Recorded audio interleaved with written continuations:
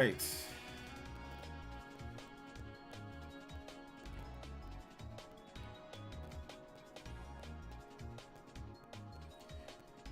All right. Looks like we are live. We are live, locked in, ready to go on YouTube and on Twitch. What is good, everyone? OJ here. Welcome back to another stream. I hope all of you guys are having a fantastic day. I know I am. I am doing phenomenal. I cannot complain. Today, I know I say that every single day. There are some things that do get brought up, you know, that I don't like, but I'm not going to complain about it just because when we come here, we got to put everything else aside. We got to just talk about what's awesome. Obviously, you can share some things that are not, you know, things aren't going your way or maybe something you don't like. But at the end of the day, you know, we're live. You know, we've got, you know, we can always work towards a better goal. So that's why I always say I'm doing great no matter what, is because even if I'm not, it doesn't matter. It's a new day. It's a new time. It's a new discussion. And it's a whole new situation, you know, every single day in terms of your mindset. So yeah, man, I'm doing good. I'm doing good. I have a couple nervous things that I got to do this month, but you know, I'm just letting things play out how it is. And I'm excited though. I'm excited to talk to you guys today about a variety of different things. Now, Legend of Zelda, Twilight Princess, Wind Waker, talking about that, some things that I've heard here and there, and potentially what's going to be happening, plus all the fake rumors that came out before with the game. So we're going to talk about that. So make sure you stay tuned, guys. I know a lot of you guys are probably going to be asking about that, if there's any new information and all that. And of course, anybody that joins in, if mods, let people know, you know, in terms of that. So we will be discussing that. Crazy Switch 2 expectations. Insider Gaming already clickbaiting. The clickbait has started with Switch 2. I mean, like, more official clickbait has started as well. Super Mario Bros. Wonder, I completed the game 100%, so I'm going to be doing a live review of the game right here for you guys, and discussing the game. Cyberpunk, we got some gaming news. Cyberpunk, Dave the Diver, sales numbers, Prince of Persia, The Lost Crown. So quite a number of things to get into, a lot of topics. I'm going to try to keep things a bit more in terms of topics, having more of a variety of topics for you guys, covering the industry, not just whatever we feel like talking about, but also covering other gaming news that you might have missed. So it should be a pretty good, informative, fun, funny, hopefully, PE Live for January 4th, 2024. Let's get into some shout-outs. I think we should go ahead and do some shout-outs. Let's start off at the top here. Shout-outs to my man Dior. First person here, like always, Dior, my man. He has like the first commenter Ninja Blood almost every single day. Anthony Smith is here as well. Brand Smith is here. The Smiths. Let's go. Paul Gale. What's up, Paul Gale? Welcome to the stream. Nintendork is here. What's up, Nintendork? Yes, looking forward to the stream myself. CBH for God. What's up, CBH? Welcome to the stream. Saw you over there in Marlon's stream earlier today. Iskal. What's up, Iskal? Welcome to the stream, man. Ryan M. Jeffrey Tucker. Ryan M. the Hokage. Jeffrey Tucker, the man, the myth, the legend. J2 Blue. Master Detective is here as well, like always. Joseph S. What is good? Yes sir, yes sir. I thought I was already membered up on Marlon's stream, so I was like, oh wow, I'm not a member. I always lurk around, I always watch, but I was lurking and I was like, oh snap, I'm not a member. So then I just decided to become a member there. But yeah, it was good. It was good. It's good to support another fellow content creator, somebody who has helped me quite a bit. Kamikaze MMO, what's up, man? Good evening. How you doing today? 777 double OG 777 B Queen. What's good? How you doing today, young lady? Original Tall Man Ahmed. What is good, man? Welcome to the stream. If Switch 2 has a modern chip and upscale S1 games to run better, it'll be lit. We'll have to wait and see on that. Word Prussia. Is it Word Up Russia or Word Up Prussia? I don't even know how to say your name. Word Up. I don't know. You got a BMW logo. What's up, man? Welcome. Welcome. We'll see. Clabby94. What's up, Clabby94? Welcome to the stream. What's up, Cuts? Lenova is here as well. What's up, Cuts?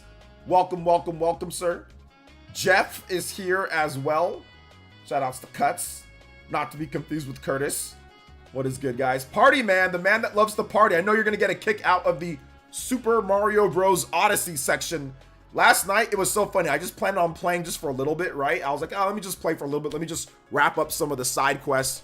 And 1 hour, turned into 2 hours, turned into 3 hours, turned to 4 hours, turned to like 3 a.m. I was playing till like 3 a.m.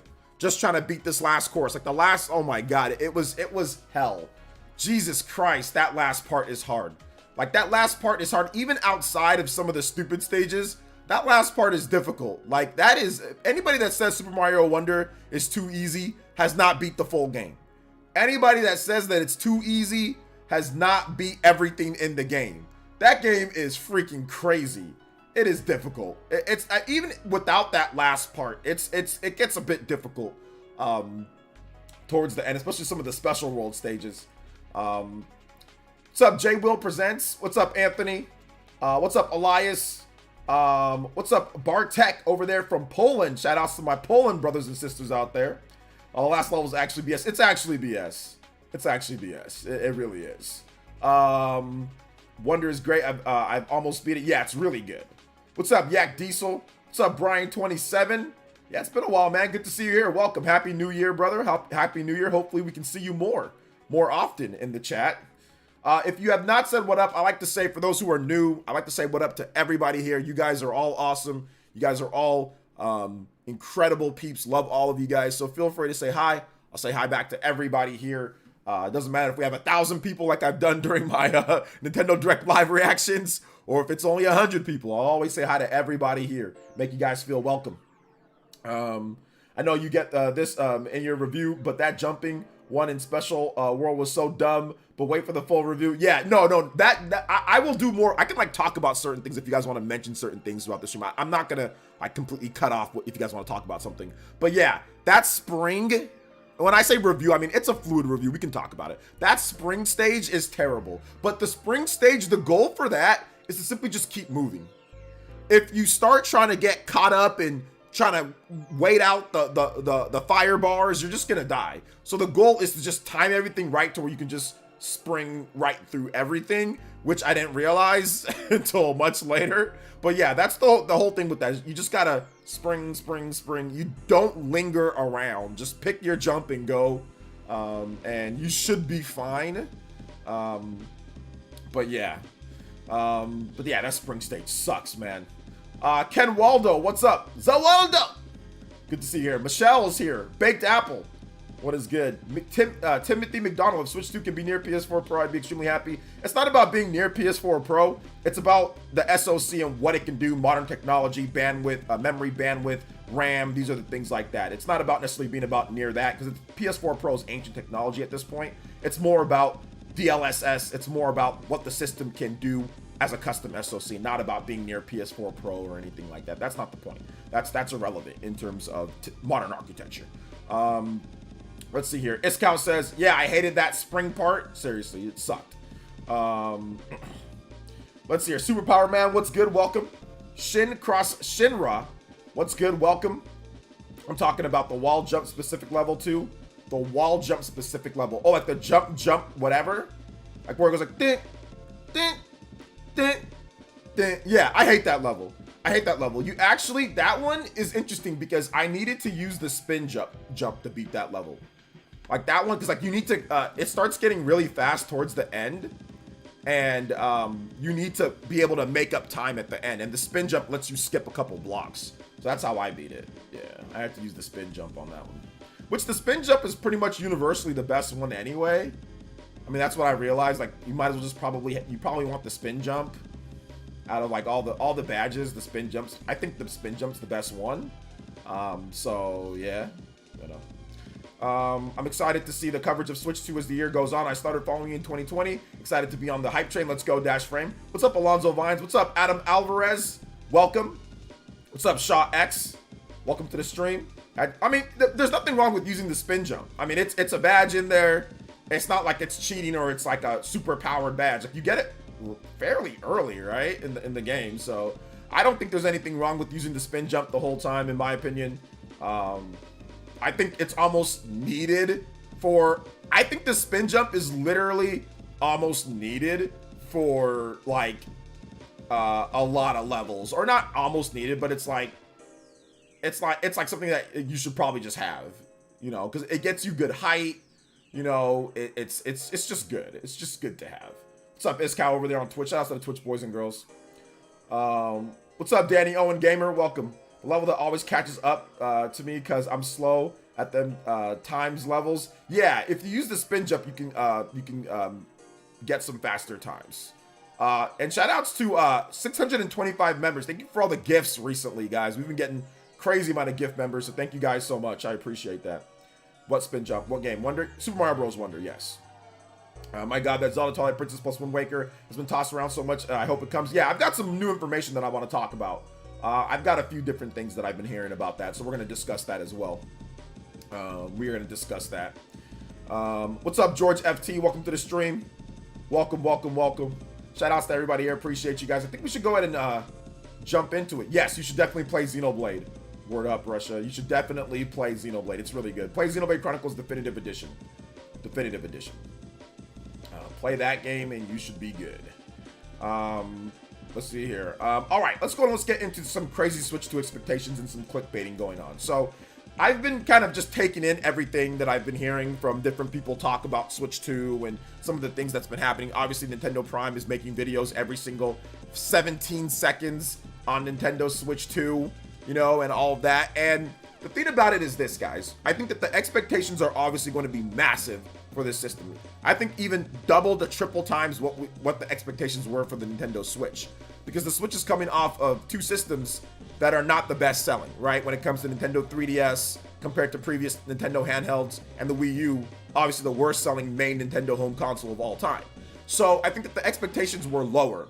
Now that you have the expectations, it's almost like winning a world championship or like winning a Super Bowl, right? Your expectations after winning the Super Bowl are sky high compared to if you didn't win one before, right? So I think that's going on right now with the Nintendo Switch 2. People are getting these crazy expectations based off of the Switch, based off of how long it's been, based off of Microsoft and Sony, based off of Steam Deck, based off of like ROG Ally, and they're expecting this thing to have crazy amounts of battery life, right? Like 7-8 hours of battery life. Oh, by the way, it should be way stronger than like anything like Steam Deck or ROG Ally, or should be in that range. Oh, and by the way, it should only be like $300 to $400. You know what I'm saying? Like, people just have these crazy expectations, and we're even starting to get clickbaiting, like Insider Gaming, which I don't have anything against Insider Gaming. Like, I think that Insider Gaming's not a bad website or anything like that. Like, I think that they do a good job for the most part, but there's sometimes that they say some really stupid things, you know. There's sometimes they say some like dumb things, and that's fine. Everybody says dumb things. I say dumb things too. I also say dumb things as well at times. And you know, the thing that I saw the other day is that Insider Gaming says new Nintendo Switch might be a Switch Pro rather than Switch 2. This is a false headline. That was never implied in what they were trying to say. Like, this is definitely clickbait. They're manipulating the situation, or their reading comprehension is so bad, they're thinking that Dr. Sir Cantodo said that since the Switch 2 isn't going to be some type of crazy different thing concept-wise over the regular Switch, that it's not a Switch 2, that it's more of just a pro, like a half step in terms of power or upgrade or whatever the case is compared, because that's what a pro system is. A pro system is not a successor, it's simply like a half step or anything like that. Now, based off of everything that we know so far, and even based off of what was said in that article with Dr. Sir Cantodo, with VGC, they said nothing of the likes. He actually said the opposite. Dr. Sir Cantodo, which is an analyst prediction, by the way. It's not like he has inside information or that he knows what's going on. He's simply predicting $400, and it's, you know, it's coming out this year.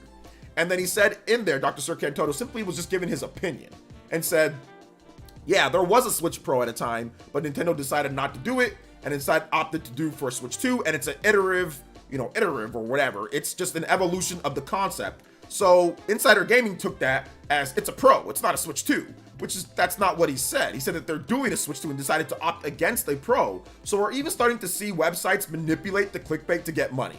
You know, and like I said, I don't want to hate on Insider Gaming, but this was purposefully done because nobody had this other headline but them. They're the only ones. And you're going to start seeing that. You're going to start seeing people clickbaiting. You're going to start seeing people, can't read, or, reading comprehension is not necessarily on point. So just keep that in mind, guys. But the expectations are getting a little bit out of hand. Like I said, I see some people saying battery life should be like 8 or 9 hours, but also give me power way more than Steam Deck. I mean, for $400, you know, it just doesn't make sense. And oh, by the way, give me like a freaking 1 terabyte SSD, you know, like, so it's just getting out of hand. Did Miyamoto ever go on record to confirm SM3 is a stage play? He did. He did.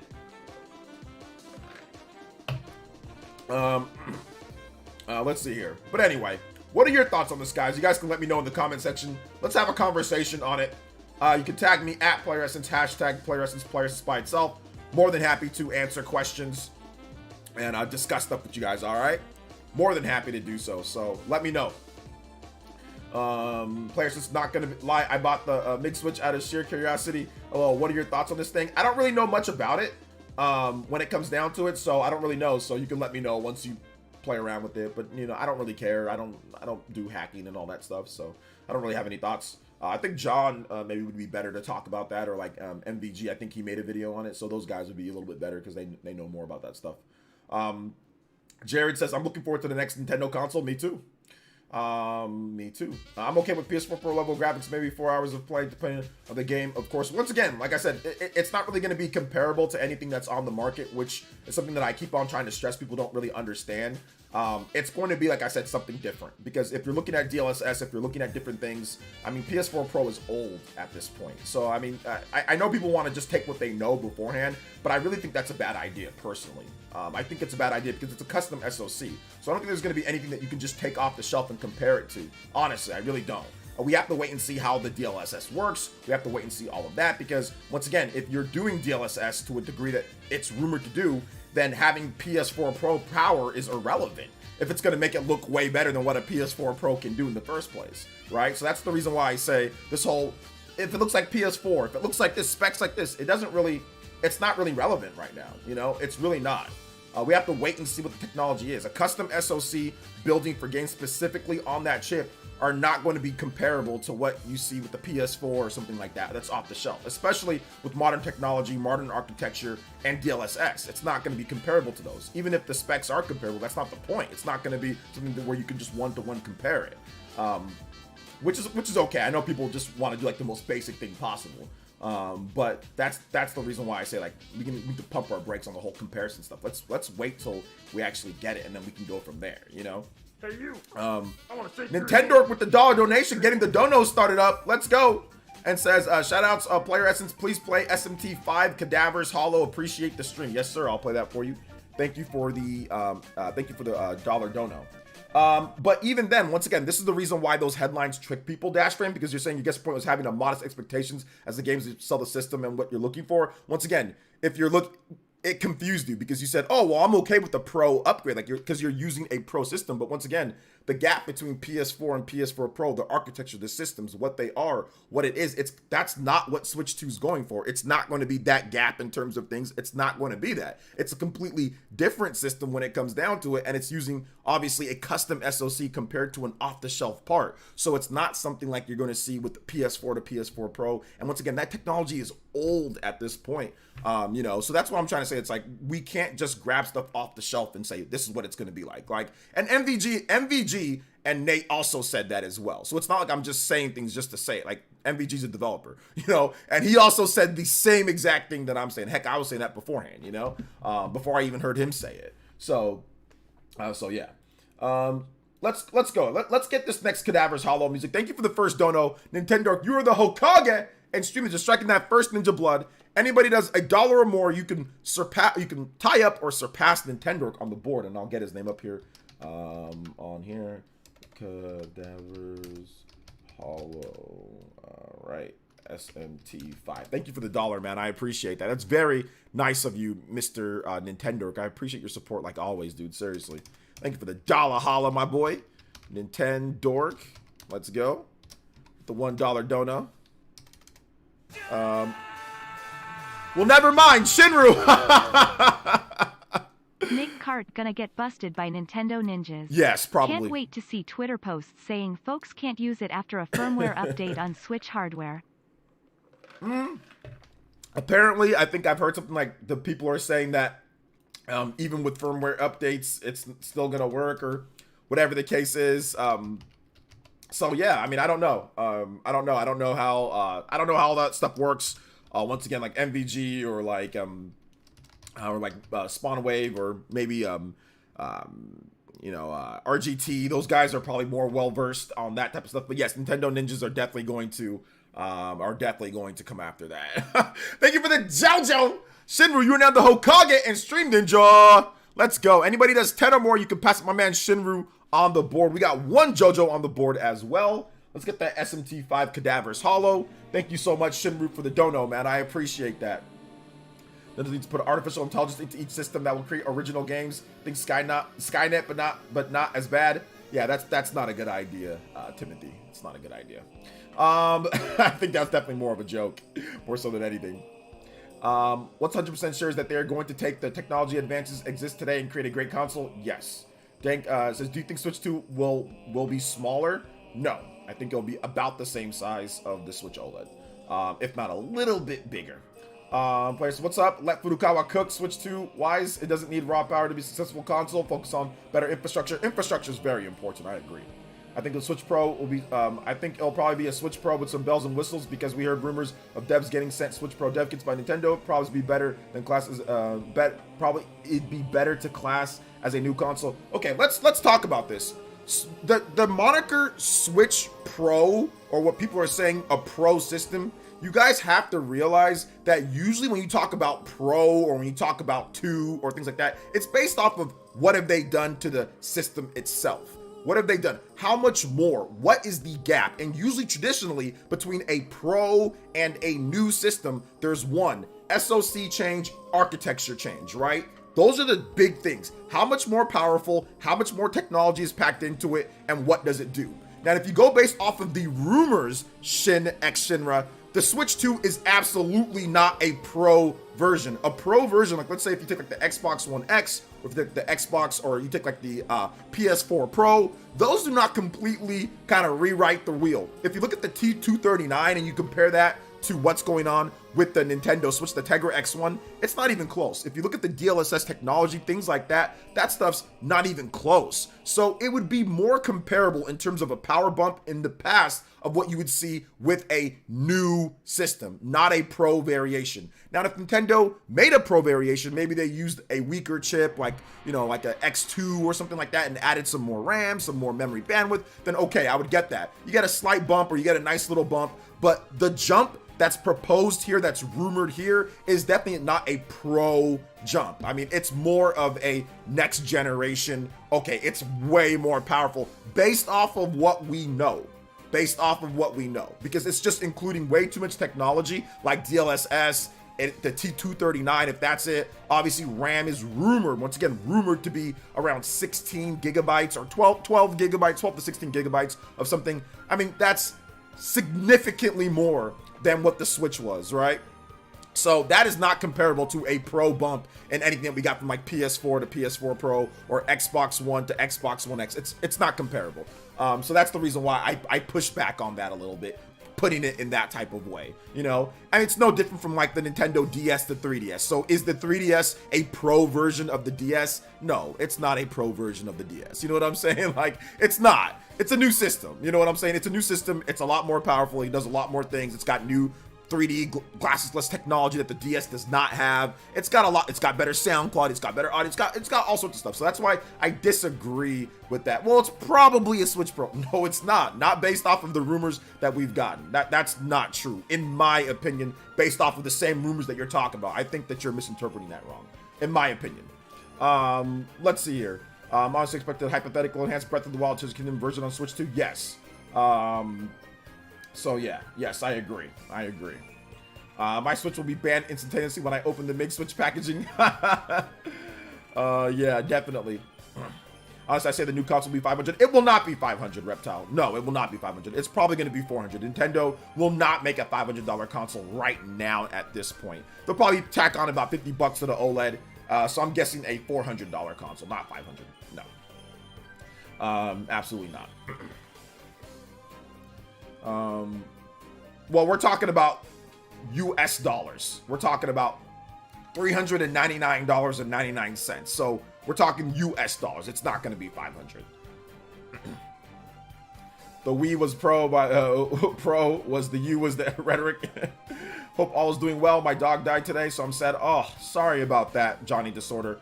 I'm terribly sorry about your dog passing away. That's very, very, very rough. I'm sorry to hear about that, man. You guys give some sad emojis. Give some love and some sad give some heart emojis for my man Johnny Disorder. His dog passed away. Dog's man's best friend, man. Sorry to hear about that.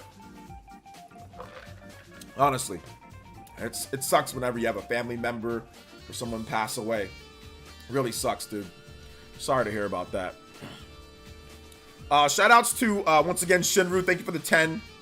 Also my man Nintendo, thank you for the $1. We got 3 points on the board, guys, starting off those combos. All combo counts and everything is still in effect. My next video is officially in production. I've got the first. My next top 25 is officially in production, so look forward to that. I'm gonna try to edit through the night. I might get the video up tomorrow morning. Probably not though, just because I'm not anywhere near done. I haven't even finished recording the audio. I just recorded the first, I think, 5 or 6 selections. So next big Switch video is in production. So yeah, so look out for that. Hopefully tomorrow, if not tomorrow, the day after. So if not Friday, Saturday. So yeah.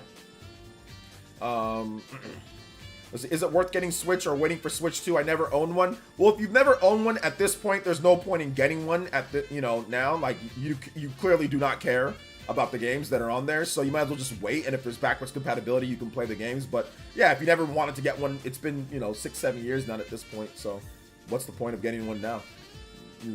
You're playing other things. You don't really care too much. So I would say wait and just get the next system, or at least see what they're gonna do with the next system, like backwards compatibility and stuff like that, then pick it up. Or try to see if you just get the new system,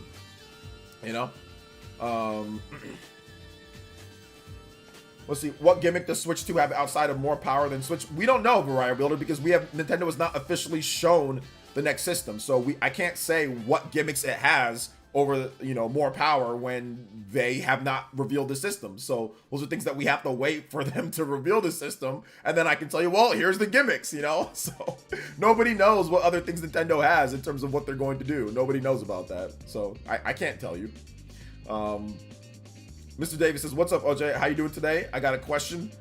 Good news about Switch 2. Pap, Sting, Lieutenant's Palm. Sure. Sounds good, Mr. Davis. I agree with you. Yes, whatever you're saying, I agree. So let's see here. I agree. So do you think we can transfer our digital downloaded games to the new system? Yes, apparently, because Nintendo, well, not even apparently, Nintendo's already stated that your Nintendo account will transfer over to the new system. So that's something that they've already said that they're going to do. Yes, Nintendo accounts. And Doug Bowser actually reconfirmed that, saying that, hey, we're going to make the transition easier.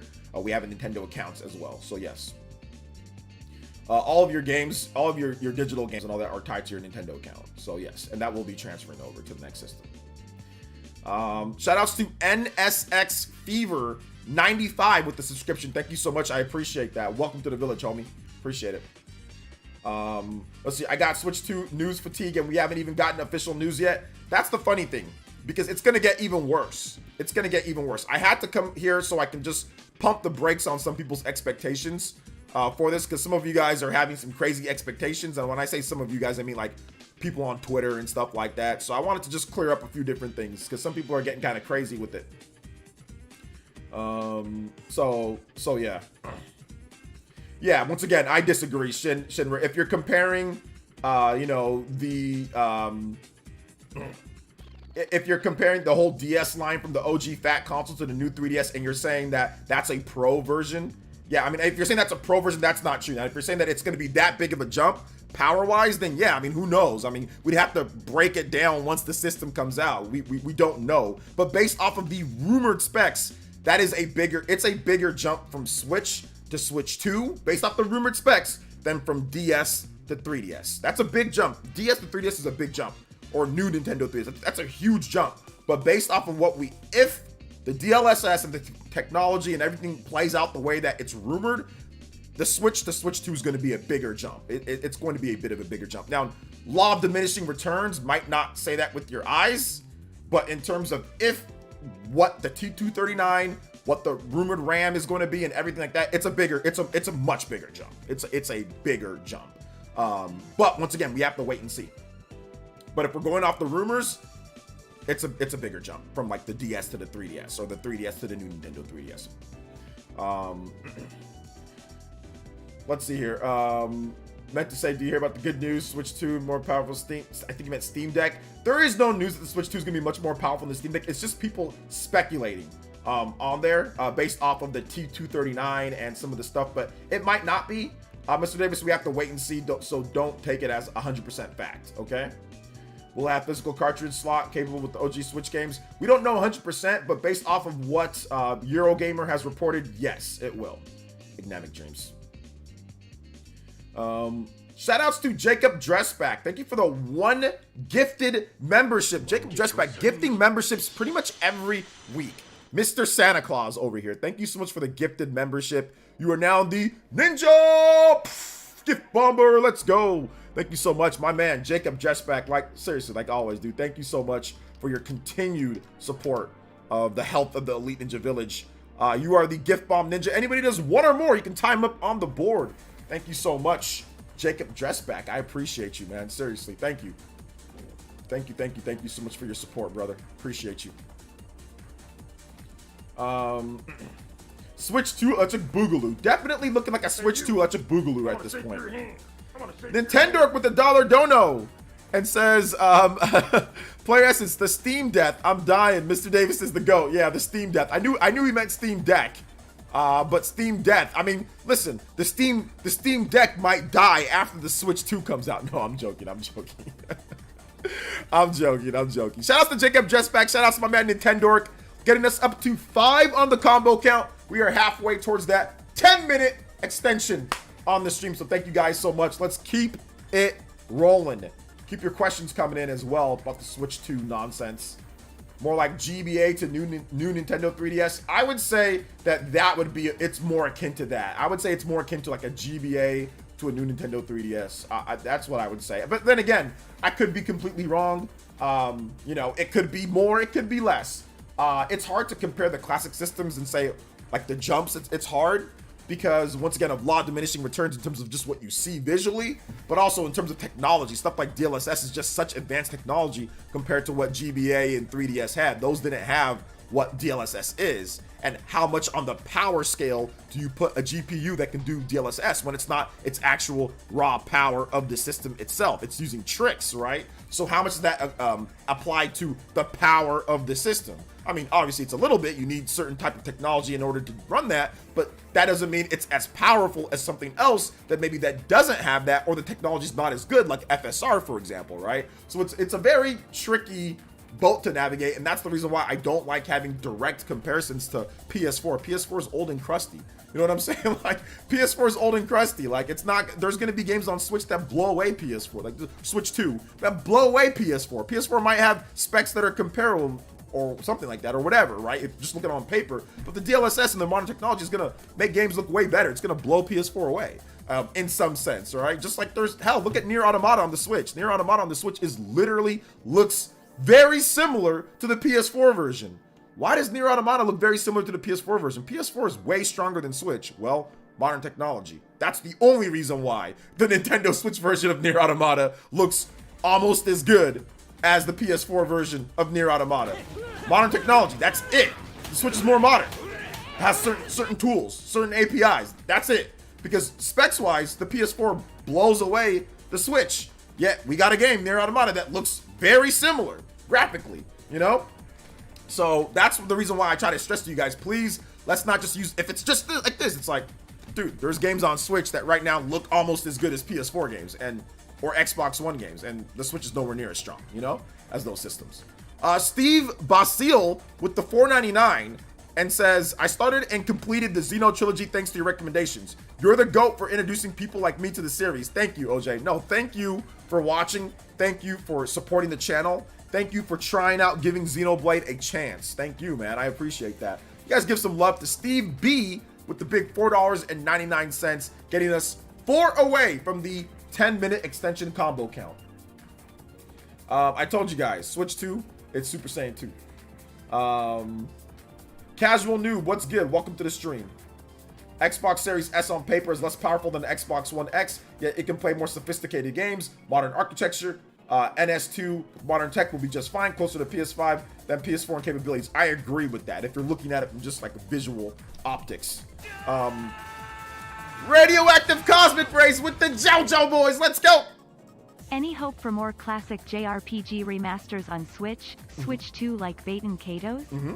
I'd love to see remasters of Last Story, Pandora's Tower, Ark Rise Fantasia, Tales of Symphonia 2, Spectrobe's Origins, and Fey Path of Radiance, Radiant Dawn, etc. Okay, so let me give you guys what I think is going to happen and some story that I've been working on. Now, this is not official, so please do not quote me. Do not bring it up everywhere. People don't trust me online anyway, so it doesn't matter. But I've been hearing that Nintendo absolutely wants to do that in terms of next generation. I've been hearing a few different things that they want to bring the Wii, you know, virtual console. They want to bring Wii games over. I've been hearing that they're going to be very aggressive in some sense when it comes to some of their classic titles from the Wii and the GameCube. Now, that's not a confirmation that the Switch 2 is going to get GameCube and Wii games, but that it's looking like, based off the technology that they're doing, they're going to be able to bring over those type of things easier than before. So I would expect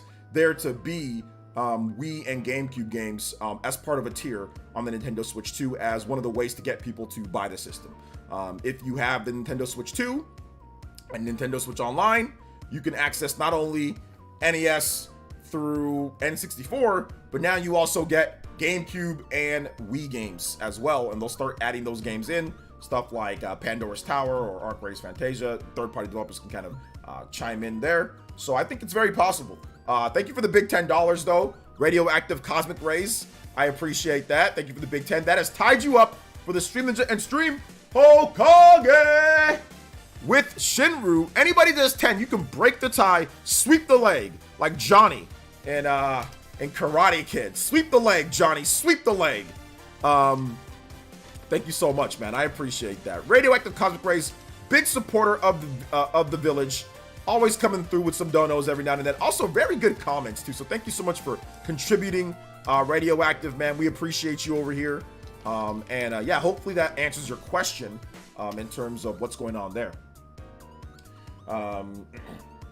Is anyone expecting Switch to be as powerful as PS5 and Xbox Series X is setting themselves up for disappointment and has a weight of heights expectations? I agree. I agree, Ahmed.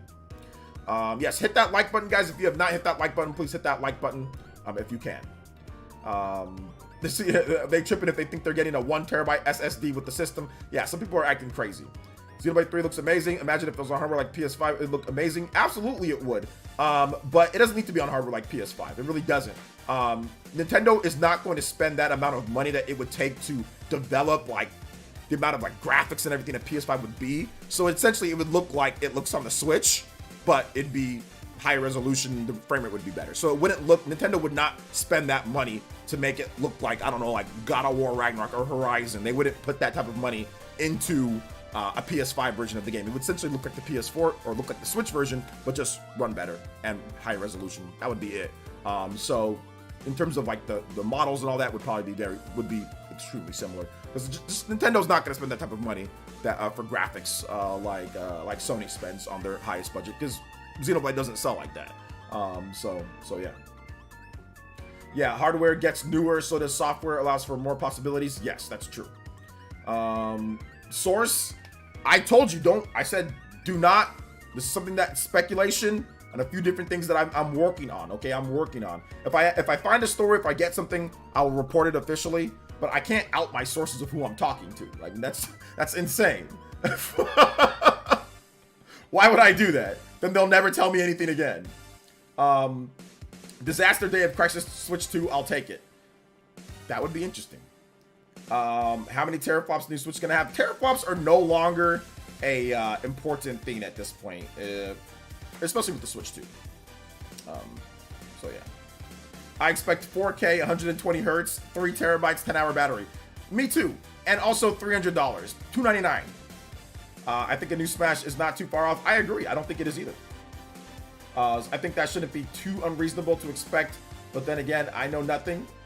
Yeah, I agree. PE Cross Nintendo tomorrow? Probably not tomorrow, just because I have quite a number of different things that I've got to do. I will be busy from morning to evening, from morning all the way to night. So I'll have a stream probably late at night. I have a visit with my daughter, but I have other stuff that I'm doing at the house. I have other things. I have errands to run, and I got to finish potentially even editing the video. So I will be up early, editing and getting all sorts of stuff done. So probably not PE Cross Nintendo tomorrow. Zippo would never be a source that I would use as a never. Let's see here. This is Guile Stage Strange Sunset Remix. Speaking of Bottomless stuff, I saw that they are hiring for a 3D action game. Yes, they are hiring. They're always hiring for games. But yes, Monolith Soft. Of course, they're working on their next thing. But the game just didn't start, though. The game's been... They add people on as development goes on, you know? So, it's not like they're just starting right now. They've been going. They've been... had a game that they're already developing, so... Thank you so much, Radioactive. Got a tie at the top of the board. 2 JoJo's on there. 8 on the combo count. We get 2 more. We will extend the stream by 10 minutes. 2 more combos. Let's go. Thank you guys for your support so far. PS5, Xbox, Switch 2 will be interesting, especially since PS5 and Xbox use essentially off-the-shelf PC parts, where Switch 2 will have custom SoC most likely. Yeah, I think that it's going to be interesting to see ports across the board, for sure. I'm waiting for new Fire Emblem that Nate said you believe on the Spawncast. Yeah, I talked about that recently in my predictions video, Bowser's Armpit. So check out that predictions video if you want to know more about what I think with that. Yes, let Monolith Soft cook. They need to cook more. Their cooking takes a while, but whenever it comes out, man, it's good. It's good cooking. It's good cooking. What's up, Dragon Gamer? What's good? OJ, what will be the killer app that sells the Switch 2? Super Mario 3D Mario. You guys got to watch my my predictions video. Watch my predictions video. I go over quite a number of different things with the Switch 2, like in terms of what it's going to do, the structure, like the launch titles, or a launch title that's going to sell the 3D Mario. Let's see here. I predict the virtual. I mean, like Mario. I don't think that's anything that we have to be like, oh man, I wonder what it's gonna be. It's gonna be 3D Mario game, guys. It does not take a rocket science, but RB, I feel you on that one, brother. I know people haven't, you just asked a simple question, but yeah, probably Mario. Oh man, probably Mario. Predictions video is fire. Check it out. Yeah, check it out. It definitely answers quite a number of questions that people have been asking me about, different things that I think. However, I still will answer your questions here too. I still will answer your questions as well. So don't be afraid to ask them, even if I've already made something on it, 3D Mario like Bowser's Fury or like Odyssey? Maybe it's both. Maybe it's a combination. How far off is the Intelligent Systems new Fire Emblem entry? I'm thinking that it's going to be 2024, but we're going to have to wait and see.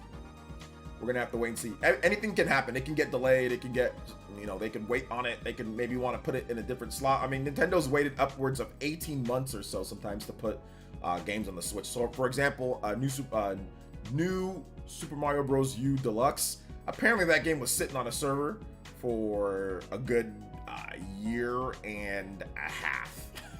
It was done like a long time ago. So Nintendo waited damn near 2 years to put that game out, right? Apparently, Metroid Prime was certified in 2021, right? And that game just came out this year, or last year, sorry. So, has it really been? It's about to be the year anniversary. It's about to be the year anniversary of Metroid Prime Remastered. That is crazy. Didn't it just feel like that game came out? Oh my goodness. What? It is about to be the year anniversary of Metroid Prime Remastered. That is wild. That is absolutely wild, because it felt like that game just came out. That is just crazy. So yeah. There's not going to be any Virtual Boy, no Casual Noob, but yeah, there's going to be a GameCube and Wii. Wii U, I don't think so, but yeah, not Wii U, but GameCube, yes. Thank you, Nintendo. I appreciate that. 3D Mario and Prime 4 for sure shortly after launch. I think that's definitely there, both of them. So yeah. Hey, thank you so much, Jay Lewis. I appreciate that, man. You too. Let's see. It feels like the game came out it does feel like the game came out maybe like a few months ago. It feels that way because I guess we just got into 2024. So then we're like, oh wait a minute, that was last year, So crazy. Yeah, it felt like it came out just like a few months ago. It really did. It really did, Lewis. Yeah, I agree with all you guys here. I think Variety Wielder, I think that it possibly could be Variety Wielder. Check out my predictions video. I go over a lot of my predictions in terms of Mario Kart and things like that. So if you have any questions specifically about what I think with Switch 2 and launch titles and certain games, it's all in my predictions video for 2024. So check out that vid when you get the opportunity. I'll give you a link. I will give you a link to it. And that answers so many of the questions that you probably want to know about, you know, what do I think is like Mario Kart, Zelda, you know, 3D Mario, what's launched, like it's all there in my predictions for 2024. So check that video out when you get the opportunity. It's all there. But yes, Mario Kart's a possibility, but I go more in depth in that predictions video. More in depth there, where I kind of answer everything. In terms of predictions for like this year, games for Switch 2, stuff like that. It's all there, you know. So put that in your watch later. You can still ask questions though. Still ask questions if you have them. I'll be more than happy to answer. New mainline SMT for the new system. Love the vids. Oh, now that is a very good one. That's something that I did not get to, you know, in my video, and I want to talk about that. Now, new SMT, like SMT5, obviously, you know, they've not done any type of remaster of that game. I'm guessing we get an SMT5 final. That's what I'm guessing. I'm guessing SMT5 final, where they kind of go through, maybe enhance the story a little bit, add some new sections to it. SMT, and I shouldn't say final because SMT4 final is actually a new game, but I'm thinking like maybe like a SMT5 Golden or like a SMT5 FES, something like that. SMT5 Portable. You guys know how Atlas usually does it, right? Where they add extra stuff to the base game. I'm guessing they're working on that, and that will be a game for the Switch 2. Runs at 1080p, 60 frames per second, upscaling, whatever the case is. And it'll also come out on like PlayStation 4, PlayStation 5, and PC, and maybe Xbox. That's what I'm guessing they're doing. I don't think that they're ready to move on to a big brand new SMT just yet. I'm thinking they're gonna do SMT5 Golden, and it's gonna fix a number of things that people had issue with the first game, with better story, like more storylines and more story stuff, and add some extra content, maybe a new ending or two, some other stuff to fix, maybe probably rebalance difficulty a little bit, autosave, you know, these type of things. So I'm guessing that's what they're gonna do, and that would be really good. That would sell over 1 million units if they did that for Switch 2. I think that, I mean, it would do great on, I think it'd do good on PlayStation if they do like a PS4 version. I think that would do really good. I think that could do a couple 100,000 units, and then you put it on PC. I think that can do okay on Switch 2. I think that can do okay. So yeah, I think it's very possible. Let's see here. Just, yeah, fix the wind dungeon in that game is terrible. The wind dungeon in that game is literally terrible. It needs a remaster. That's the funny thing. The game just came out not too long ago, and SMT5 could do really good. If it got like a golden version of it, I think that would be super good. I think that would be super good. OJ, what's your big bet on third-party ports? Bet something meaning, big bet meaning something like FF7 Rebirth. I don't know about Rebirth, but yeah, once again, in my predictions video, I go over all of that, guys. So stuff like Tales of Arise, stuff like maybe Scarlet Nexus, things like that. Those big PS4 games that didn't get ported over, some of those PS5 ports that didn't get ported over. I think a lot of those are there. Capcom could have some stuff as well, but I go more in depth in my predictions in that that predictions video that I did. It's there as well in terms of like the Switch 2, my thoughts on what we're going to see. So yeah. So that would be so on point for Alice to say, you know what, we've got Soul Hackers 3 exclusive to the Nintendo Switch 2. When Soul Hackers 2 skipped, it skipped Switch, and like nobody bought it on PS5 and Xbox, and then Soul Hackers 3 is exclusive to Switch, and everyone's like, what? Like Soul Hackers 1, it's like a Sega Saturn game or something like that. Then they brought it over to the Nintendo with DS or something, DS or 3DS, and then all of a sudden they take like 15, 20 years off and say, hey, by the way, it's an Xbox and PlayStation game. It's like, what? There's no audience on that system, dude. Oh, man. Cyberpunk might be a lock. It's NVIDIA's showpiece for the new graphics tech. I think that Cyberpunk definitely has a chance. I just don't know. I just don't know if they're gonna want to do that port. But I mean, it's definitely possible. I mean, CD Projekt Red did Witcher 3, right? They worked with, I think, Shiver. I forgot who it was. No, it was Saber, not Shiver. Saber. So they worked with Saber for Witcher 3. on the Switch, so I think it's very possible that they want to put Cyberpunk on the Switch too, you know, if they can. But, you know, we have to wait and see, obviously. But yeah. That off-the-wall prediction is insane. What was my off-the-wall prediction? I forgot. I don't think I had any off-the-wall predictions. Bowser's armpit. What was my off-the-wall prediction again? I'm sorry, I forgot. I love the video topics, but you have been doing lately. They're really growing on me. The video topics, like in my regular edited videos, Casual Noob. When does Switch 2 come out? It comes out tomorrow. Numb AZ. It comes out tomorrow. Did you not know that? Did you not get the memo? Also got a question. Friend Switch Force. I thought it happened to him. Remained visitor 3 weeks. Just he's on break, Mr. Davis. That's fine. Just it's okay. He'll be fine. Just it's okay. Let him get a little bit of a break, man. He's taking a little bit of a vacation. Mass Effect Legendary Edition would be cool novelty for Switch 2. I would like that. I would absolutely like to see Mass Effect like a real non-Steam portable version of Mass Effect. I agree. Soul Hackers 2 is so cheap right now. It is. I bought my copy of Soul Hackers 2 for like, I think it was $20. So yeah. Let's see here. Mother 3 was pretty out there prediction. Was it pretty out there? I don't think Mother 3 is a pretty out there prediction. That's been rumored for forever. Was that pretty out there? I don't know. Hey, what's up, Lavos? Or Lavo? What's your biggest request for Switch 2, Ab? My biggest request? I mean, just, yeah, I mean, like, everything's fine. You know, they just need to, like, fix some of the, like, you know, obviously stick drift would be something, more power for the system, and just better functionality. I mean, that's really all it comes, like, better, you know, better functionality, like integrated functionality, like with the system features and stuff like that. But yeah, just stronger Switch is fine by me. Is it Lavos from Chrono Trigger? Okay, I thought it was Lavos from Chrono Trigger. I thought it was. Let's see here. Yes, this morning videos. I love you moved away from news to discussion and lists. Thank you, I appreciate that. I'll still do news sometimes. But yeah, but we're kind of moving away a little bit from news. And like, even if we do a news piece, it's more of a discussion. Like, it's something that popped up, and then like we can tie that back into a discussion that we're having. I know some people like news, but I mean, to be honest, like the news stuff wasn't really doing that well anyway, so it's not like I had a choice, you know.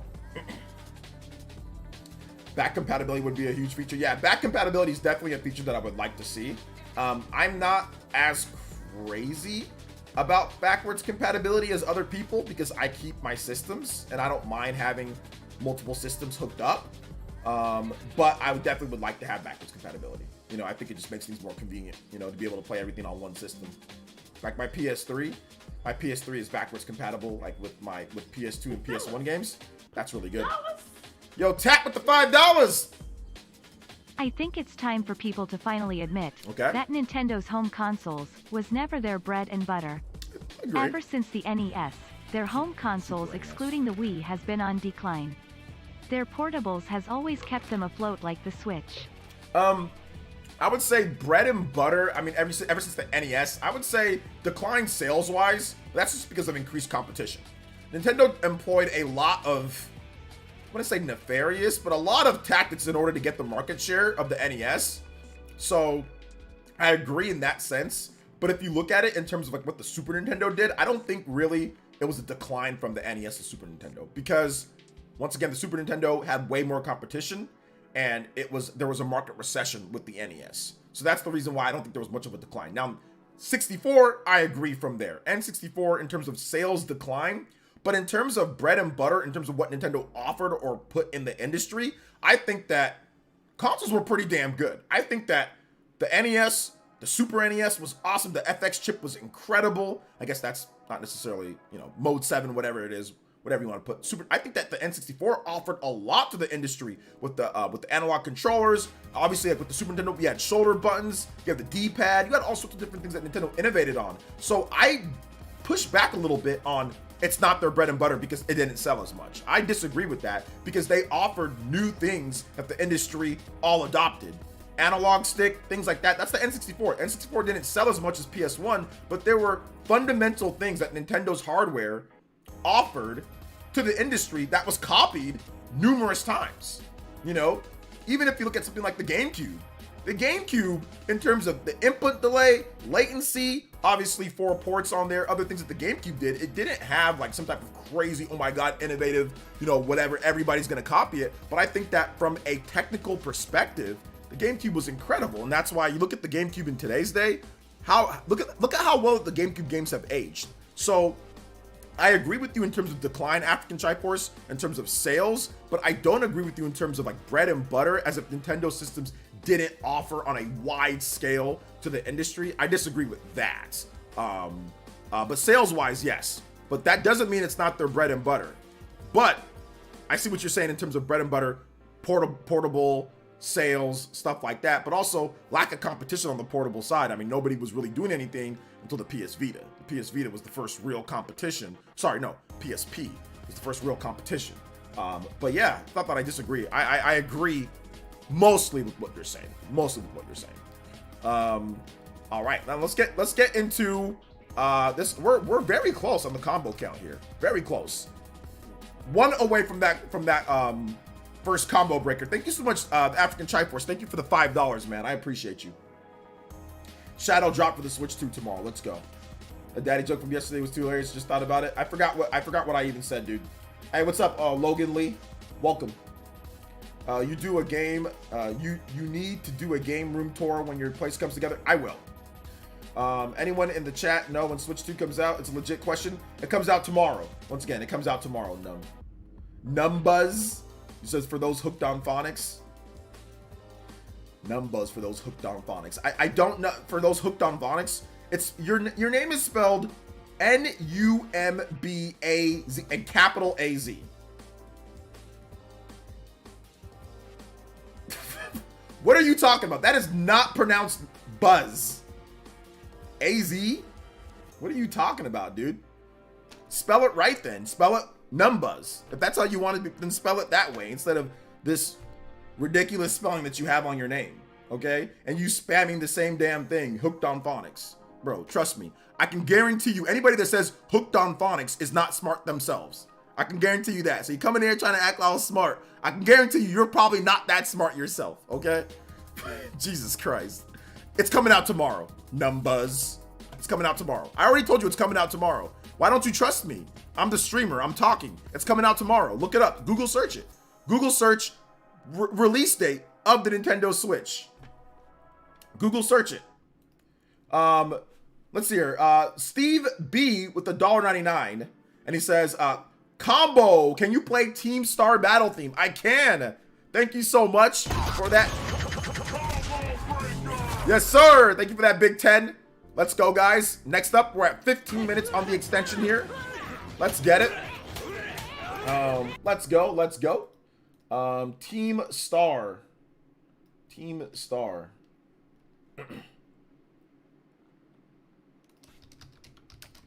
Team Star Battle Theme. Okay. Team Star Battle Theme. This is a good one. Shout outs, man. Appreciate you, though. Thank you. Let's see. I'm late here. Did you guys start talking about Wind Waker? We did a little bit, but we'll circle back to it. Wind Waker and Twilight Princess. Yes, Intellivision Amico. He's going to kill it. He's going to kill it in sales. I'll be curious what the new controllers are like for Switch 2. Fully expect Switch controllers to still work. I think so, too. I think they're going to make them just like the Joy-Cons that we have, but I think that they're going to be more, gripped. More, gripped and have more of a, some, for handles, to be able to hold better. Because they do have a little bit right here, but it needs some more here. I know they want to make the system thin, but I think that they're definitely going to change that up. And it's still going to be able to, attach, like normal. So that's what I'm guessing. But, we don't really know until we know, So, we don't really know until we know. So, until Nintendo announces it and says, what's going on from there. So yeah. Man. But it's all good. All right, Num. Thanks for coming out to the stream, man. I appreciate it. We're just gonna put you in a timeout, my man. It's all good though. 10 minutes. Just have a seat. Relax, buddy. All right. All right. Ability to connect the GBA. for the GameCube and use it in certain scenarios to help pave the way for remote play, in my opinion. I think that there's a couple different things when it comes to remote play and things like that. I think that there's, I think the Super Game Boy, excuse me, definitely, the Super Game Boy helped out with all of that, right? Being able to play a portable game anywhere that you want, the thought process of that, right? So I think that that's part of it. You know, I think that that's absolutely part of it when it comes down to everything. But yeah, the GBA, I think that could help a little bit. There were some things, but I also think that the Dreamcast VMU was also the part of like the remote play, like people thinking about things, because the VMU was pretty crazy. For those who don't know, there used to be this system called Sega Dreamcast, and in the controller there was like an empty hollow part in the center. And back then there used to be memory cards, right, in the 6th generation, and you used to be able to take like this little memory card that was essentially like a little Game Boy, right? It was a little Game Boy, had a little screen, had a little control, like little D-pad controller, little buttons on there, and you can plug that in to your controller, and it'll have like a little screen, almost like a, you know, like a second screen, almost like a DS or like a Wii U or something like that, right? And most games didn't utilize it in any type of interesting way, but some games actually allowed you to download the game, like download a part of the game or like a mini game and play it, then transfer it back. I think there was like the Child Collection stuff. I think there was like Sega GT. So some games allowed that, you know, and for you to actually like look and select things. I think like NFL 2K, you can like select plays or stuff like that. So it was pretty cool. So I think all of that had a factor or had a play into the whole situation, like into remote play, into like, you know, the creation of like Wii U and other stuff like that, right? Like all of it, I think had a factor in, you know. No, I'm not doing that. I'm not building a high intensity Saiyan room, whatever the hell you're talking about, trading room. No. Yes, more ergonomic Joy-Cons. That's what I meant to say. That was the word that I was looking for, ergonomic. And thank you, Dior. Thank you for the well wishes. Do you think Metroid Prime 2 and 3 will be brought over too? Reptile, that is a very good question. I think it's definitely possible. And if you want more of my thoughts on that, make sure you check out my big 15 predictions for this year. If you want to know my predictions for games, it's all right there in my 15 huge Nintendo Switch predictions video that I will link once again and implore you guys to watch if you want to know my game predictions that are going on for this year. This might sound like a stupid question, but do you think that they will go into different color branding for the system? Sort of like how Wii cases were white and Wii U boxes were blue? Yeah, I think that they're definitely going to go in a little bit of a different casing. Yeah, absolutely. Yeah. No way you're explaining the Dreamcast. Yes, I am explaining the Dreamcast because there are people here that definitely do not know what a Dreamcast is or have no idea about VMUs. It's old enough to where I'd say that, yeah, there are people here that don't know about Dreamcast. So yeah, that's the reason why I'm explaining it. I know we do, but there's definitely people here that don't know about Dreamcast. It wasn't a popular system, and it at this point it's obviously a retro system, right? It's legacy system. So yeah. What's up, Adam? Welcome to the stream. Let's see. Damn, the Dreamcast ruled. The memory card ruled. Raise animals on it in Sonic Adventure, Health Gods, and Resident Evil. Yeah, it was pretty cool. Yeah, oh, the Health Gods and Resident Evil stuff was pretty good. The Health God stuff was good too. Okay, I'm not listening. I've been listening to so much of this music already because I've been playing Pokemon Scarlet and Violet, or just Pokemon Violet, the DLC, so I don't want to listen to the Terra Raid battle theme. Oh man, I'm interested to see some of the big titles we're waiting for. It's going to be for Switch, but high performance on Switch 2 or targeting Switch 2 incompatible with Switch 1. Most of the games that maybe weren't announced that people were expecting for Switch are being put over to Switch 2, from what I understand. Like a game like Trials of Mana, for example. They could have made a Switch version, but Square Enix and Nintendo both said Switch 2. They both wanted it on Switch 2. So yeah, that's from what I understand.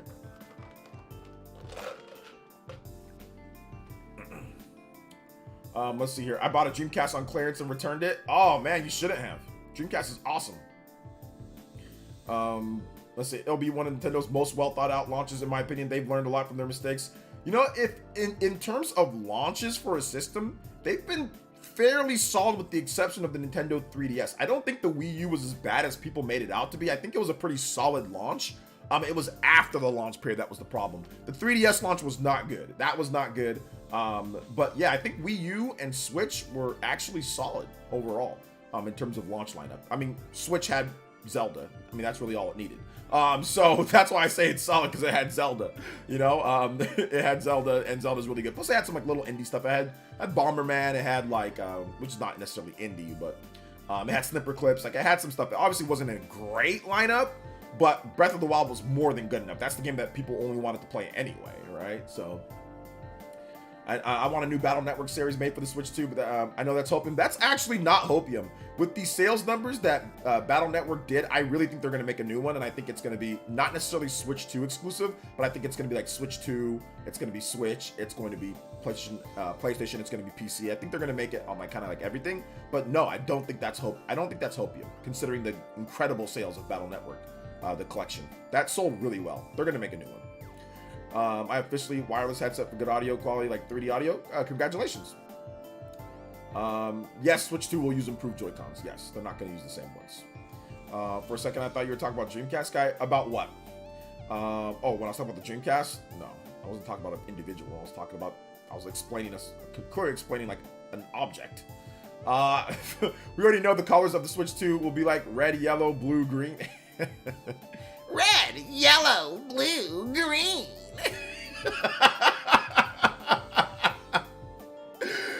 Like the whitest thing that I've ever seen from Game Explained. I was like, the whitest thing I've ever seen in my life, dude. Like, well, not the whitest thing, but it was pretty damn white.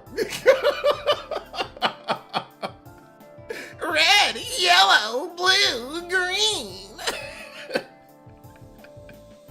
For those who don't know what I'm talking about, check out the video. I don't know, J2, if you can post the video, or if anybody has a link to that video. It's like a video talking about they think that Nintendo accidentally, or not accidentally, but Nintendo revealed the like Super Famicom color scheme for the buttons for like Paper Mario the Thousand Year Door and Super Mario RPG. So like maybe the Nintendo Switch 2 is gonna have a color scheme of those because it's specific in those games. And instead of just saying the colors, the dude goes, Red, yellow, blue, green. and it's like different, and it's like him smiling like in different colors, and I'm like, what was that for? Like, what was that? Like, what was that? I have no idea why he did that. Like, I get it's fun, I get it's trying to be funny, but it just seems like over editing. Like, Red, yellow, blue, green. I'm just like, I don't understand. But hey, it is what it is. You know, it is what it is. Like, I think it probably seemed cool at the time. Like when they were editing it, I think it was, oh, this would be kind of cool, you know? I think it's one of those things, like it's like cool and like idea, but then when you see it, then it's like, yo, that was like corny as hell. Like, Greg Anetta with the $1.99. It says console launches are always exciting. Zombie U2 hype. Yes, sir. Zombie U2 hype. Let's go. Let's go. Zombie U2. Shout outs, man. Thank you for that support. Appreciate it. Greg Anetta. Oh my gosh. Shout outs. Yo, bring back Fluffy Dogs with the 31 months. Elite Ninja Ambu tier pledge. Let's go. Thank you so much, man. I appreciate that. And he says, yeah, definitely Mandark. Yeah, Reptile, definitely Like, Nintendo Switch 2, Nintendo Switch 2, red, yellow, DD, Dexter. That's what it was. I'm trying to think, what's that voice? Definitely like freaking Mandark, dude. That dude be sound like Mandark on there. Yeah, from Arm Fantasia on the Switch successor. Yeah, absolutely. That'd be super cool, man. Fluffy Dogs, thank you for the 31 months, dude. I appreciate it, seriously. Thank you so much for the 31 months, man. Let's go. Let's go. Let's see, if there was a gimmick or bells and whistle for Switch 2, what do you want it to be? I'm not really sure, man. I mean, like, I'm not really sure what the gimmick or bells and whistle is going to be, you know? Like, I don't really know. I'm not a system gimmick guy, you know?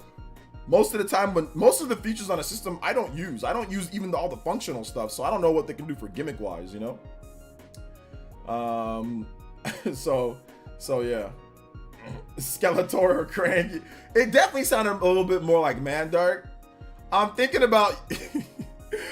I need to have that as a notification once we get the new room, once we get the new setup and all that. We need to have that as like as a new notification. So yeah. So yeah, man. So yeah. It's all good, man. Numbuzz, I appreciate you, bro. Thanks for coming out to the stream, man. If you don't wanna go to the rules, or if you wanna say like whatever, how smart you are, that's cool, man. It's all good. If you wanna stay, that's cool. If you wanna leave, you wanna bounce, that's also cool too. It's also cool as well, man. No hate at all whatsoever. You wanna stick around, that's cool. You wanna leave, that's cool too. I want a first party Joy-Con with the dedicated D-pad, please, for the love of God. Nintendo first party controller with dedicated D-pad. I mean, this is a D-pad. You mean this, or you mean a Joy-Con with a dedicated D-pad? Is that what you're talking about? A Joy-Con with a dedicated D-pad? Want a black 1 terabyte Series S with a screen attachment. Okay. I'd be down if they tried VR again as the gimmick, but better. Yeah, they're not gonna do that. I don't think Nintendo's going to invest into VR like that. I don't think that they're going to invest into VR because VR is too expensive at this point, and it's stupid. It's also stupid. It's also stupid. So yeah. Let's see. I mean, like, here's the thing though, Numbuzz. If you, like, honestly, bro, if you thought that we had a release date for the system, don't you think you would have heard about it at some point? You didn't have to time him out either. You didn't have to time him out. The comment was sarcastic. But honestly, like, if you thought that there was a release date, don't you think we would have heard it? I mean, like, don't you think that there would have been like, hey, this, like, you would have heard about it in some way, shape, or form of a release date? Like, it would have been plastered over everywhere, or that would have been like, hey guys, it's the release date's out, or whatever the case is. So I mean, I get maybe you probably don't pay attention to the news, and that's fine, but I don't know why you're asking me for a release date. You know, I'm not Nintendo. The system hasn't even been revealed yet officially, so I don't know how I would know the release date for the system. It hasn't even been, there's no official name. There's no official anything. All we have is it could come out in 2024 late, but there is no actual release date. There's not even a name, the official name. So I'm not sure how you think that I would know the release date, or that we have official information on the release date when we don't even have a name, you know, an official name or games, you know? So that's the reason why I gave a little bit of a sarcastic remark, because it seemed like you were joking around, like you weren't serious, you know? That's what it seemed like to me, but hey, it is what it is. You have to time him out though. Sorry for the timeout, Numbuzz. Sorry for that, man. Who's the better fake leaker, Nintendo Prime or Switch Force? Nintendo Prime, by far. Nintendo Prime is on his Switch 2. Like, he's not gonna stop. It's like, can't stop, won't stop. Nothing's gonna stop Nintendo Prime from Switch 2 fake news. He's gonna go over every single bit of it, you know? He's gonna go over every single bit of it. So yeah, it's gonna be interesting. It's gonna be interesting for sure. But yeah, Nintendo Prime, he's the fake news champion. You know, like for example, like today, Nintendo Switch 2 to be revealed this month. Menu, music, specs, storage, and more. Like, that's just completely fake. Like, that's just random rumor. It's gonna be revealed this month. He had a video last year that said it's gonna be revealed maybe this month. Like in August, he had a video doing that. So Prime by far is like the fake Switch 2 news. Like menu, music, specs, storage. None of that stuff's been revealed. Like, none of that stuff's been revealed, but people are liking it. 15K plus views. People are gonna talk about Switch 2 stuff. You know. His Switch 2 stuff is doing good. Big update for Nintendo Switch 2. Launch price, games, and more. It's like, none of that stuff is revealed. None of that stuff is revealed. None of that stuff is rumored. None of that, there's no sort, it's just people making up speculation and stuff. But people are going to keep doing it. People are going to keep, you know, talking about it because it's going to get views. Especially in 2024, everyone is expecting that. So I would say right now, because Switch Force isn't really making any videos, but right now, Nintendo Prime is definitely is the better fake Switch 2 news person for sure. Which I don't say that as a negative thing because, like I said, views are doing good for him. But none of that stuff is actually like, none of that stuff is real. None of that stuff is actually real. If you watch the video, you'll see what I'm talking about. Like it's just speculation. It's just random stuff. It's not real.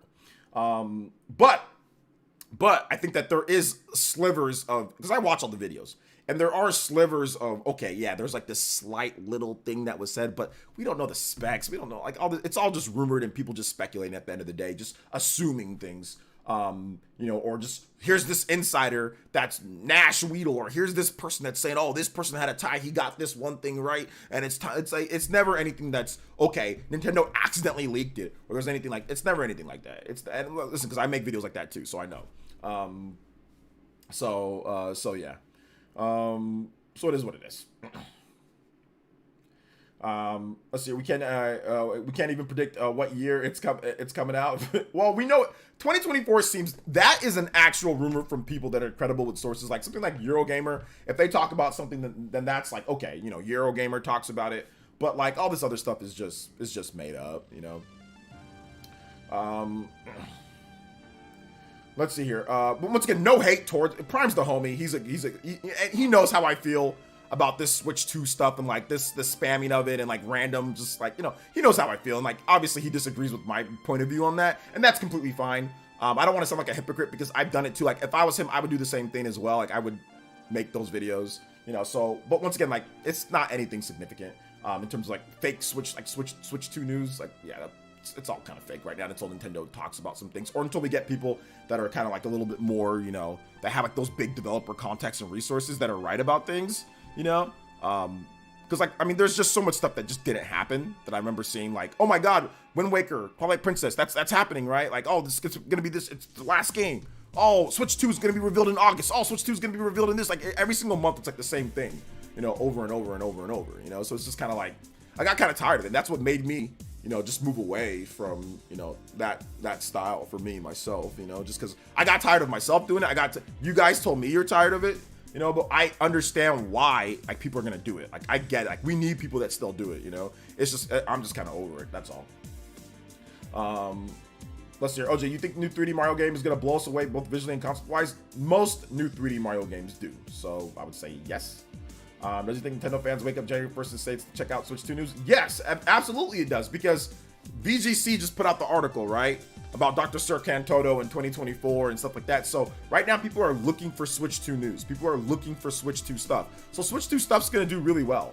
Like if you put that, like it's going to do really good, and people are going to watch, right? Even if it doesn't turn out to be true or whatever, people are going to watch. So like I put out a video, JRPG developers got me super excited for Nintendo Switch 2, and like, that video, I did that because Japanese developers actually talked about the Nintendo Switch 2. Like, they actually talked about it. Not like somebody just randomly, Nash Weedle or some type of leaker or somebody said something. It's like, they literally said Nintendo Switch 2 JRPG developers, So when it's actually something that's like more concrete, I'll talk about it in that type of way, all right? So yeah. Or if there's huge ties to Nintendo hardware, like Visions of Mana, I'll talk about like that, right? Unless it's like a prediction for Switch 2 stuff, then obviously I'll say, hey, here's my predictions, so yeah. The picture of the saying you got bullied for playing Nintendo games is so gold. Yeah, I did watch the video. That's unfortunate. I don't think anybody should bully somebody for playing video games, But yeah.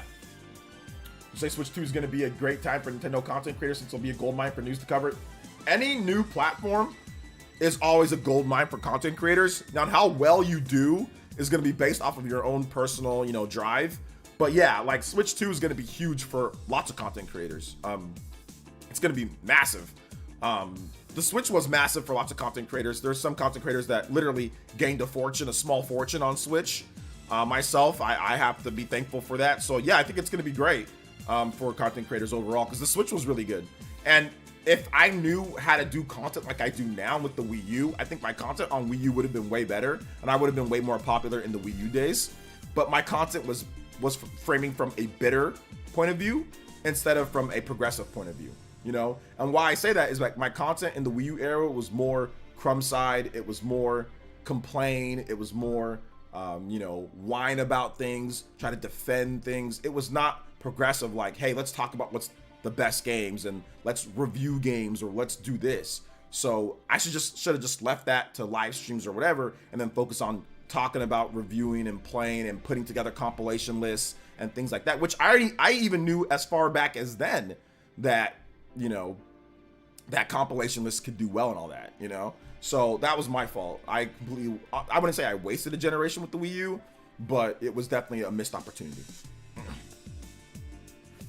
Let's see here. Yeah, the homie dude, farm for views over nonsense. No, as in we're friends, Jeffrey. We're friends. We are friends. Do you think we'll finally have Star Fox port over to Switch? Miguel, that is a great prediction. And you know what? I think that's definitely possible. If you want to know more about what I could see or what games that we could see when it comes to Star Fox, when it comes to F-Zero, Metroid, check out what's it called? Check out my video here. No, I meant progressive, not positive. No, I meant progressive. I meant exactly what I said, progressive. Not gonna lie, hearing Capcom was excited for Switch 2 got me hyped because I'm a big Capcom fan. Please give us non-cloud versions of RE. I don't think they're gonna give us. I don't know why they'd give us a cloud version of RE. I don't know why they would. They did it with Rise, so I don't know why they would here. That doesn't make any sense. But or no. Oh, sorry. I was thinking Monster Hunter. Okay, Resident Evil.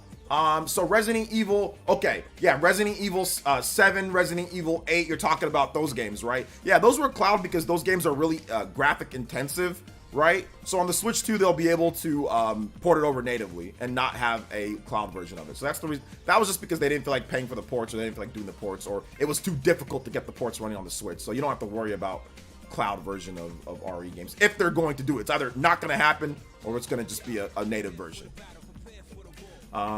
Let's see here. Was a DSP joke? Was a DSP joke? Okay, I didn't know. Let's see here. By the way, what's your relation with PO5? Love the battles on Twitter. I know you're not serious, but it's fun. Mr. PO? Oh, we're cool. Let's see. Do you think Beautiful Joe do you think we get a new Beautiful Joe on Switch 2? I don't know, Pro Joe. Maybe you should check out my video that I talked about it on there. Maybe potentially. I'm pretty sure you've watched the video. That's why you brought that up.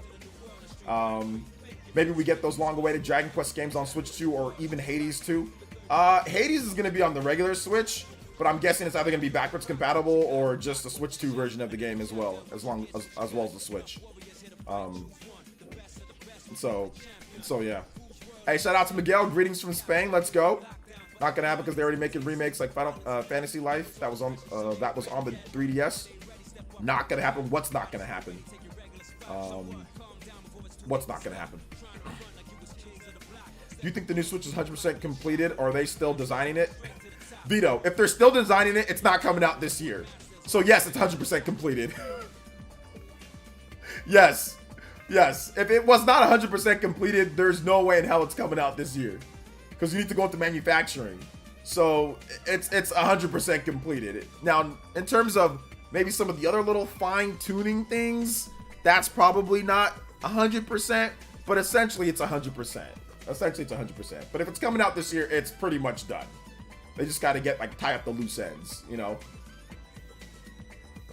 Positivity, because DSP always and positivity. Okay, I see, but yeah, I don't know if that's a good TSP joke, but I see what you're saying. Wasn't Dragon Quest X offline supposed to on the current Switch? I think it's out in Japan. Dragon Quest X has never been released in the West, so yeah, I don't know. We don't even have like the translation of Dragon Quest X. So not gonna happen, meaning they won't allow us to download our 3DS library to the Switch if they're already remaking and reselling 3DS games. I don't recall saying that they're going to do a bunch of like they're gonna let us download through our 3DS library to the Switch. I never recall saying that life. So I'm not sure who said that or when that was said, but I never said that. So I'm not sure where you're getting that from. At least I didn't say that, unless you're talking to somebody else in the chat. But they're not really remaking a bunch of 3DS games and putting them out on the Switch. Like there's like a few. There's like a handful that I can think of. Like what is Miitomo? Was that one? There's like a few. There's really not that many. And I highly doubt Nintendo's gonna sit there and start porting over a bunch or remaking a bunch of Nintendo 3DS games for the Switch, for the next Switch or the current Switch. I doubt that. Dragon Quest was the gold standard for RPGs. Can't wait to play in HD 2D. Yes, sir. Brett with the $5 says odds on Switch 2 not doing 4K. It just depends because DLSS can simulate it, so it could be like a simulated 4K. I don't know if it'll be like native brute strength 4K, but I'm guessing it will be DLSS will get you a 4K image quality docked. So yeah, but we'll see. Thank you for the $5, Brett. Do appreciate that. Thank you for the big 5. Yeah, upscale for sure. Upscaled for sure. I don't know about like I said native, but upscaled, yes, probably. So yeah. Oh no, I said it earlier about my dream, but I didn't think it was gonna happen. Sorry, my sentence broke up. Okay, gotcha. Okay, because I was thinking, I never said that, so I don't know what's going on there. Thank you for the big 5. We are 2 new combos away from a 15-minute extension and the next combo breaker. We can get there, guys. Shout out to my man Brett adding on to there. I think there's a glitch. Sometimes there's a glitch where when people do a super chat, it puts 2 of them and then one of them just stays up the whole time. So thank you for the $5 though, man. So we'll see. Level 5 are going to be cooking for the Switch as well, which I can't wait for. Yeah, that's actually a good topic, Bowser's Armpit. I think that level 5 is definitely going to be cooking. New Professor Layton game, obviously Deca Police. I think that's going to be a Switch 2 game as well. I think that delay. I mean, don't get me wrong. That delay absolutely was because they need to polish the game, but something tells me, level 5 knows what's up when it comes to it. Like, PlayStation fans aren't even interested in Deca Police like that. It's all Nintendo fans for the most part. So, yeah, we'll see. We're gonna get a re-release of a Fire Emblem game, a remake, and then we're gonna get a new Fire Emblem game as well. Let's get into this Super Mario Bros. 1 of 100%. So I did beat Super Mario Bros. Wonder 100%. So if you guys have any questions on that, I do want to talk about it just briefly, and we can continue talking about the Switch 2 stuff. But yeah, I'll do like a little live review. I don't know. I'm not going to give it any type of score. I mean, it's at least a minimum of a 9 out of 10. It's a 9 to 10, somewhere in between there. It's fantastic. I love the graphics. I love the visuals. I love the music, even though some people don't love the music. I like the music. I like the little sound effects. I like the music stages. I like the Super Mario 3D world type of, overworld where you can like jump and move around and find levels in the overworld. It runs smooth. It looks good. The stages are fantastic. A lot of variety in them. I enjoyed the badges outside of the stupid badges. But the last part of the game is like the worst thing ever. 100% of the game, okay? 100% of it. And that last part, there's these certain levels that are just crazy. Like where you have to use the spring badge the whole time or you have to use the invincibility. And it was nuts. It took me forever. So if you haven't bought Super Mario 3D World, Super Mario Bros. Wonder, check it out. It's really good. # free game. Nintendo gave me a free game. But I bought the game physical too, so whatever. So yeah, it's great. It's phenomenal. Great game. So much fun. I think I spent about 20 plus hours in it. So yeah, 20 plus hours in the game. So it's great. One thing I really want Nintendo to do in the Switch 2 generation is finally let Monolith Soft and Intelligent Systems work together on a turn-based strategy game set in the Xenoblade universe. Yeah, they're not going to do that. And let me tell you the reason why they're not going to do that. They're not going to do a Xenoblade and a Monolith Soft and Intelligent Systems work together on a turn-based strategy game. They're just not going to do that. And the reason why they're not going to do that is because Intelligent Systems and the games that they do is on point and on schedule that they have, right? Like they have a certain schedule, they have a certain thing that they do, and Monolith Soft has their schedule and games that they do, and they all work with Nintendo. Remember, Intelligent Systems makes WarioWare, they make Paper Mario, and they make Fire Emblem. So they're very busy with those games, and because like we're gonna get more WarioWare, we're gonna get more Fire Emblem, we're gonna get more Paper Mario, right?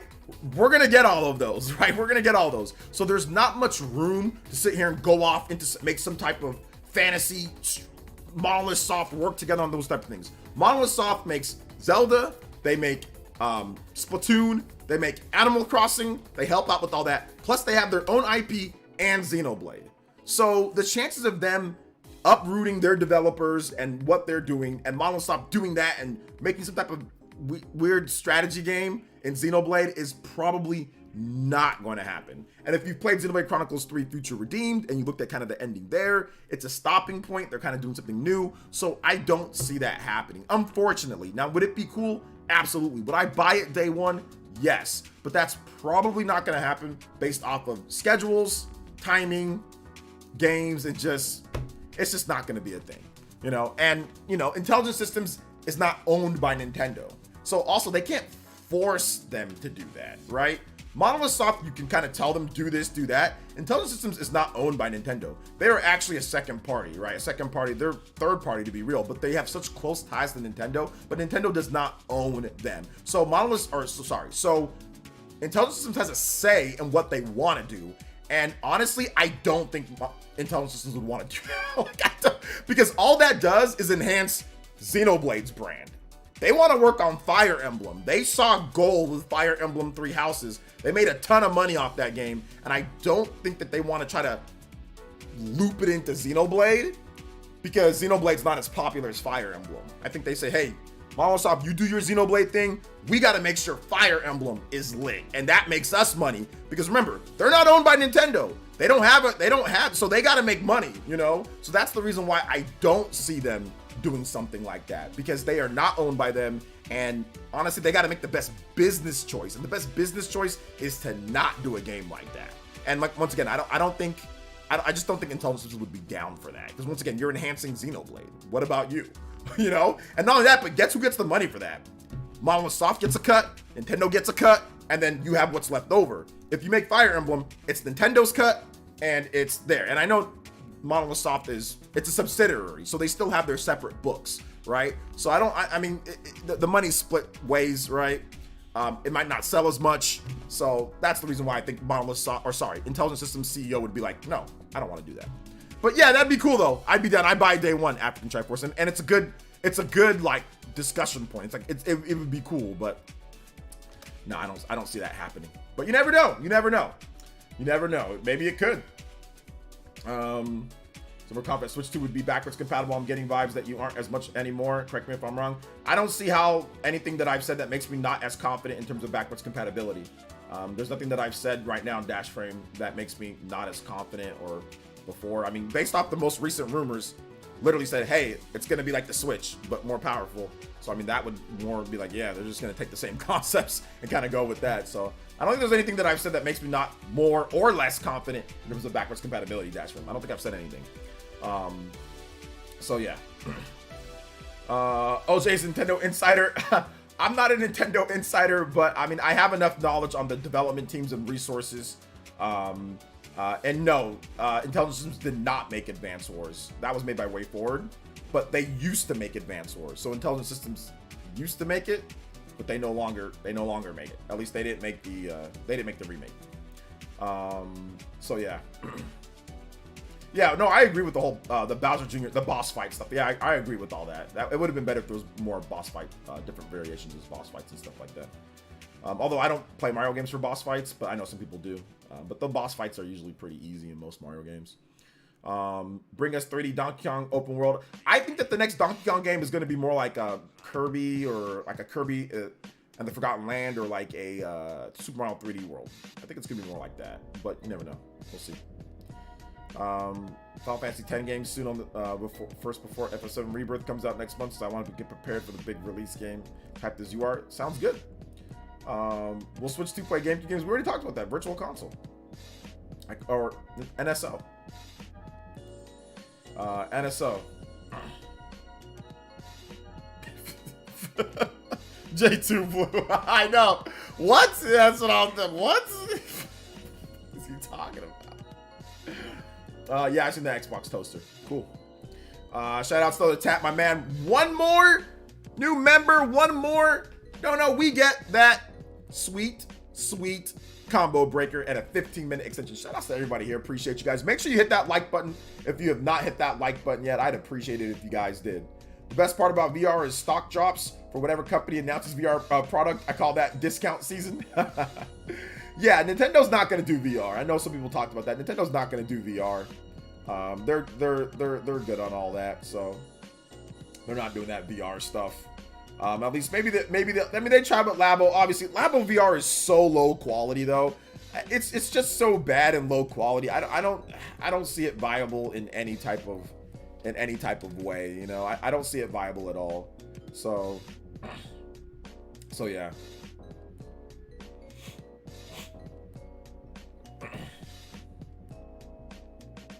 But it's all good.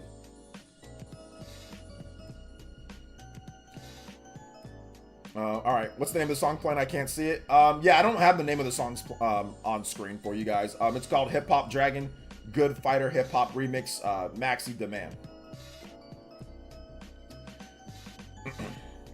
Let's see, what do you expect from the next Nintendo Direct? I'm not really sure, man. I don't know what they're gonna do, Ghostin', so I'm not sure what their plans are in terms of like the reveal for like the next Switch and all that. So that throws a fork or a wrench into any type of Nintendo Direct plans or anything like that. So I have no idea, I'll be honest, man.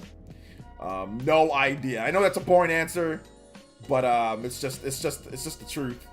So yeah. So yeah.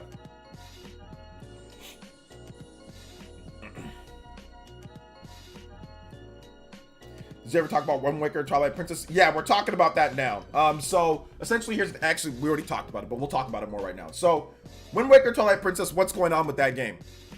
I personally feel, and once again, I'm working on a little bit more of a story on this. I'm working on a story that Wind Waker and Twilight Princess could be very much like Metroid Prime. It's been sitting on a server waiting to go, but Nintendo did not deploy it because they already had packed lineups, right? And they wanted people to kind of play those games that were coming out. Obviously, Tears of the Kingdom came out, so they just wanted that to be the focus of like Zelda games of people that were buying and playing. But Super Mario RPG, obviously that's a classic game being remastered, brought back. They wanted people to, you know, play that game. Super Mario Bros. Wonder, they already had pretty packed, stacked 2023. So that's part of the reason why. However, this year, obviously the lineup is nowhere near as stacked as it was last year. Last year we started out with a bang. Right there in January, Fire Emblem Engage came out. Right there in January. Then Metroid Prime. Obviously this year does not have Fire Emblem and Metroid Prime in the first 2 months. We have another code, and we have Mario versus Donkey Kong, right? So that's clearly not as strong as last year. So Nintendo might, seems like, employ those games this year. Maybe in a Nintendo Direct. Obviously, we have to wait and see. Maybe there's something, maybe in a random video, there's something. I'm hearing some things, but once again, I don't want to sit there and definitively say yes, you know, because that could be the same things that I'm hearing, were the same things that other content creators were hearing with Zelda, Twilight Princess, and Wind Waker, right? And I reported on that multiple times.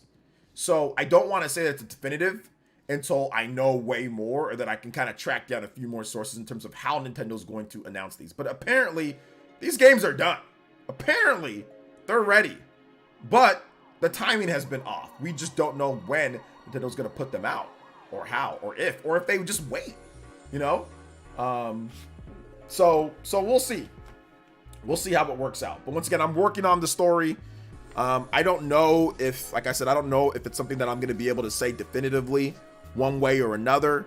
I'm trying to work with a few different people to see exactly how or when or what's going to happen. So yeah. So yeah, it is what it is.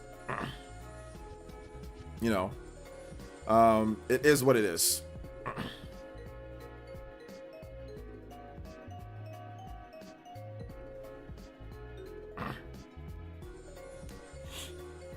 Double pack? Yeah, once again, I don't know about double pack or not. I mean, it's definitely possible. I think these are some of the things that could have been holding the game up in terms of how Nintendo does it, right? Like that could be part of it.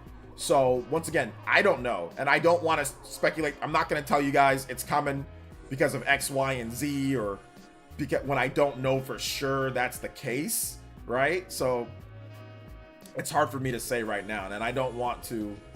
I don't want to say it definitively, not right now. But like I said, it's definitely possible. 100% possible for that, you know. I closed my chat, so let me open back up my chat again. Ryan Tyler VO says, shut up and take my money. Yeah, shut up and take my money. Only question I have is how they'll handle Metroid 4. They don't offer a Switch, or they show us how it looks on Switch, how it looks on the cartridge on a new system. They're gonna offer it on Switch. I think it's gonna be a Switch and Switch 2. It's gonna be a cross-gen game, in my opinion.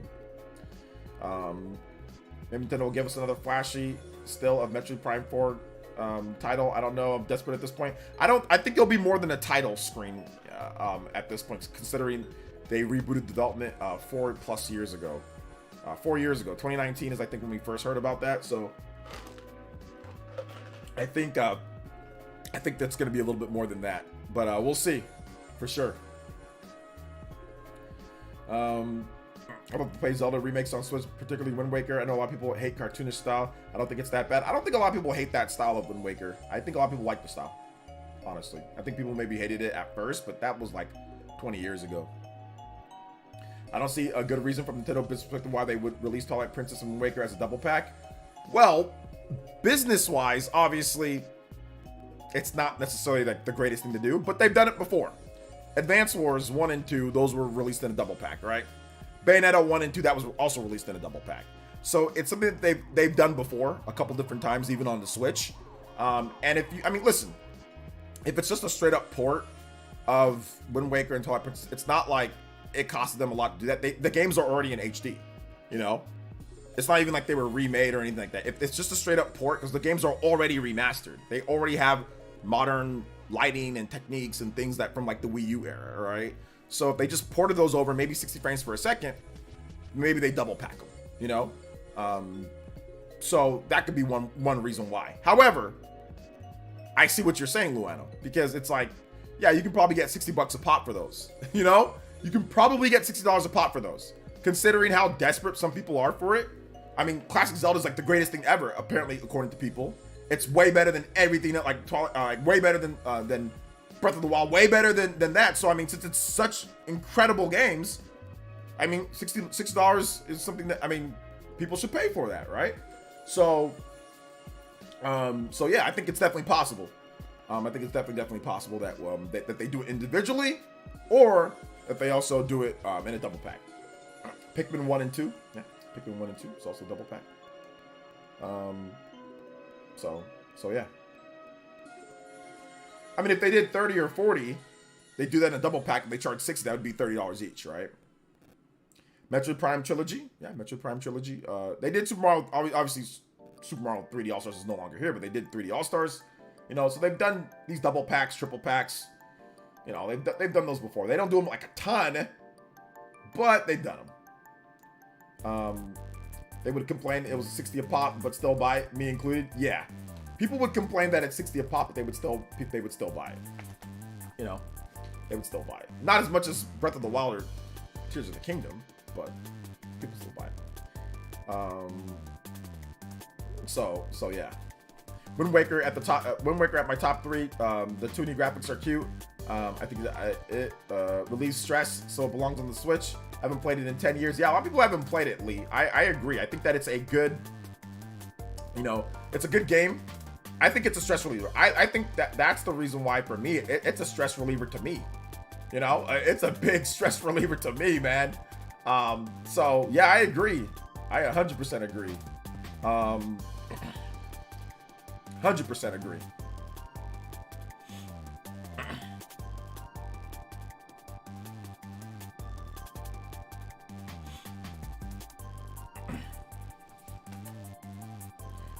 See, they should bundle Ocarina of Time 3DS and port it for 60. They're definitely not going to do that.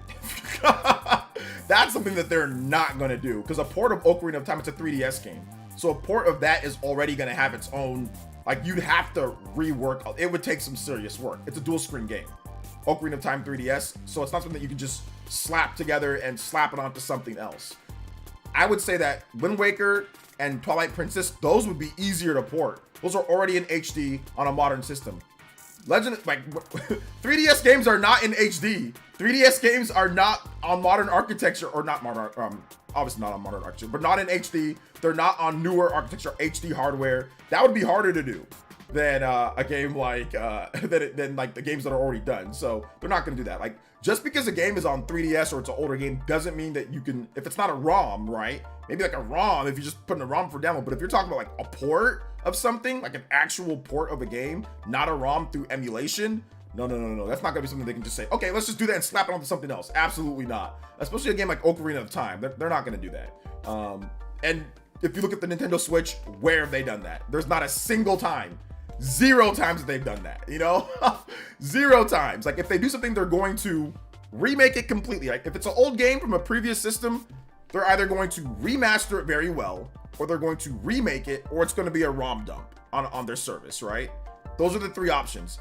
Like, porting over a 3DS game, then just slapping it onto something else and saying, buy it, that's not, that hasn't happened in my account a single time on the Nintendo Switch. So yeah. That's not gonna happen. I don't know how big my 3DS collection is. I haven't counted, but I think I have a lot of games. Are you more interested in deluxe or standard edition of Final Fantasy 12? Is that 12 remake? I think you meant Final Fantasy. Okay, I think you meant Final Fantasy 7, Cloud, because you used the wrong Roman numeral. The Roman numeral that you're looking for is V. V means 5. X means 10. So that sounds like Final Fantasy 12 remake rebirth, and I think you're talking about Final Fantasy 7. Final Fantasy 7 Rebirth. There's no remake in the title, so it's called FFV11 or II Rebirth. That's all you need to put. I don't know if I'm standard or deluxe. I mean, I don't know, man. Usually Square Enix gets me review codes for those, but I think I'll probably just get like the physical edition of the game. You know, just go to the store and buy it. You know, I haven't looked up what you get for each version of the game. You know. So yeah. So yeah. Just got back from Japanese class. What did I miss? Kind of a lot of stuff, but it's all good. Does the Streamlabs donation chat bot support other languages? Yes, it does. It does, Renato. I mean, it should. Sometimes it doesn't, but it should. Could they add 3DS console to NSO? Yes, they could. That's through emulation. But once again, that would be harder than a lot of other systems because of the dual screen aspect of it. So it definitely take a little bit of time, but it's definitely possible to do 3DS, you know, emulation and all that. So yeah, definitely possible. Remake Zelda 1 and 2. They beg for modern remakes, especially 2 after Dread. I mean, yeah, I don't see Zelda 2 getting a remake in that type of sense. I think they're just gonna let Zelda 2 be an old, crusty Zelda 2. I don't see Nintendo doing that. I just don't. I don't know. I mean, they could, but yeah, I don't see it. Steve, you're silly. I don't see. I mean, Zelda 1 is essentially Breath of the Wild, you know. So I don't know if I see them remaking Zelda 1. You know, they haven't done it, right? Like, they haven't remade Zelda 1. They haven't remade Zelda 2. They haven't really remade Zelda 3, or if you want to Link to the Past. I mean, I guess you could say Link Between Worlds, but once again, that's more in line of, you know, a Breath of the Wild situation, right? Taking the inspiration, taking some of the layout, taking like what that game was about and making a new game out of it. So, I mean, I don't know. I don't see them remaking and like saying, hey, here's Zelda 2 with all new graphics. Like, I don't know. They did Link's Awakening, which was cool, you know, and I like Link's Awakening. So that was remade completely, Game Boy game, you know, so it's definitely possible, but that one's harder to access, right? Like that one's a little bit harder to access as a Game Boy game in that type of way. So it's definitely possible. It's not something that's common though. Like, they don't do it all the time. Remasters and ports though of Zelda games have happened, so we'll see. Yeah, I don't see them doing like a HD 2D Link to the Past or anything like that. I hate to burst so many bubbles and dreams, man. But you know what, guys? I'll say this. Don't take my word for it. I'm just coming from someone who's obviously covered Nintendo and been playing Nintendo since almost day one. Pretty much since day one. You know, so, you know, I don't know. But I think that this will be the year when it comes to things. This will be the year that Nintendo does surprise people a little bit with what they've been saying. So I think this is definitely going to be the year, or somewhat one of the years, you know, overall. Sorry, off topic, but wow, DSP says he's making a documentary with Mike, a guy who made Boogie documentary, bro. It sounds like what DSP wants, propaganda movie. Well, it's not going to be. We talked about it a little bit, but it's not going to be that, because Mike is going to be interviewing DSP's detractors and people who don't like DSP. So if DSP lies, it'll be called out pretty quickly.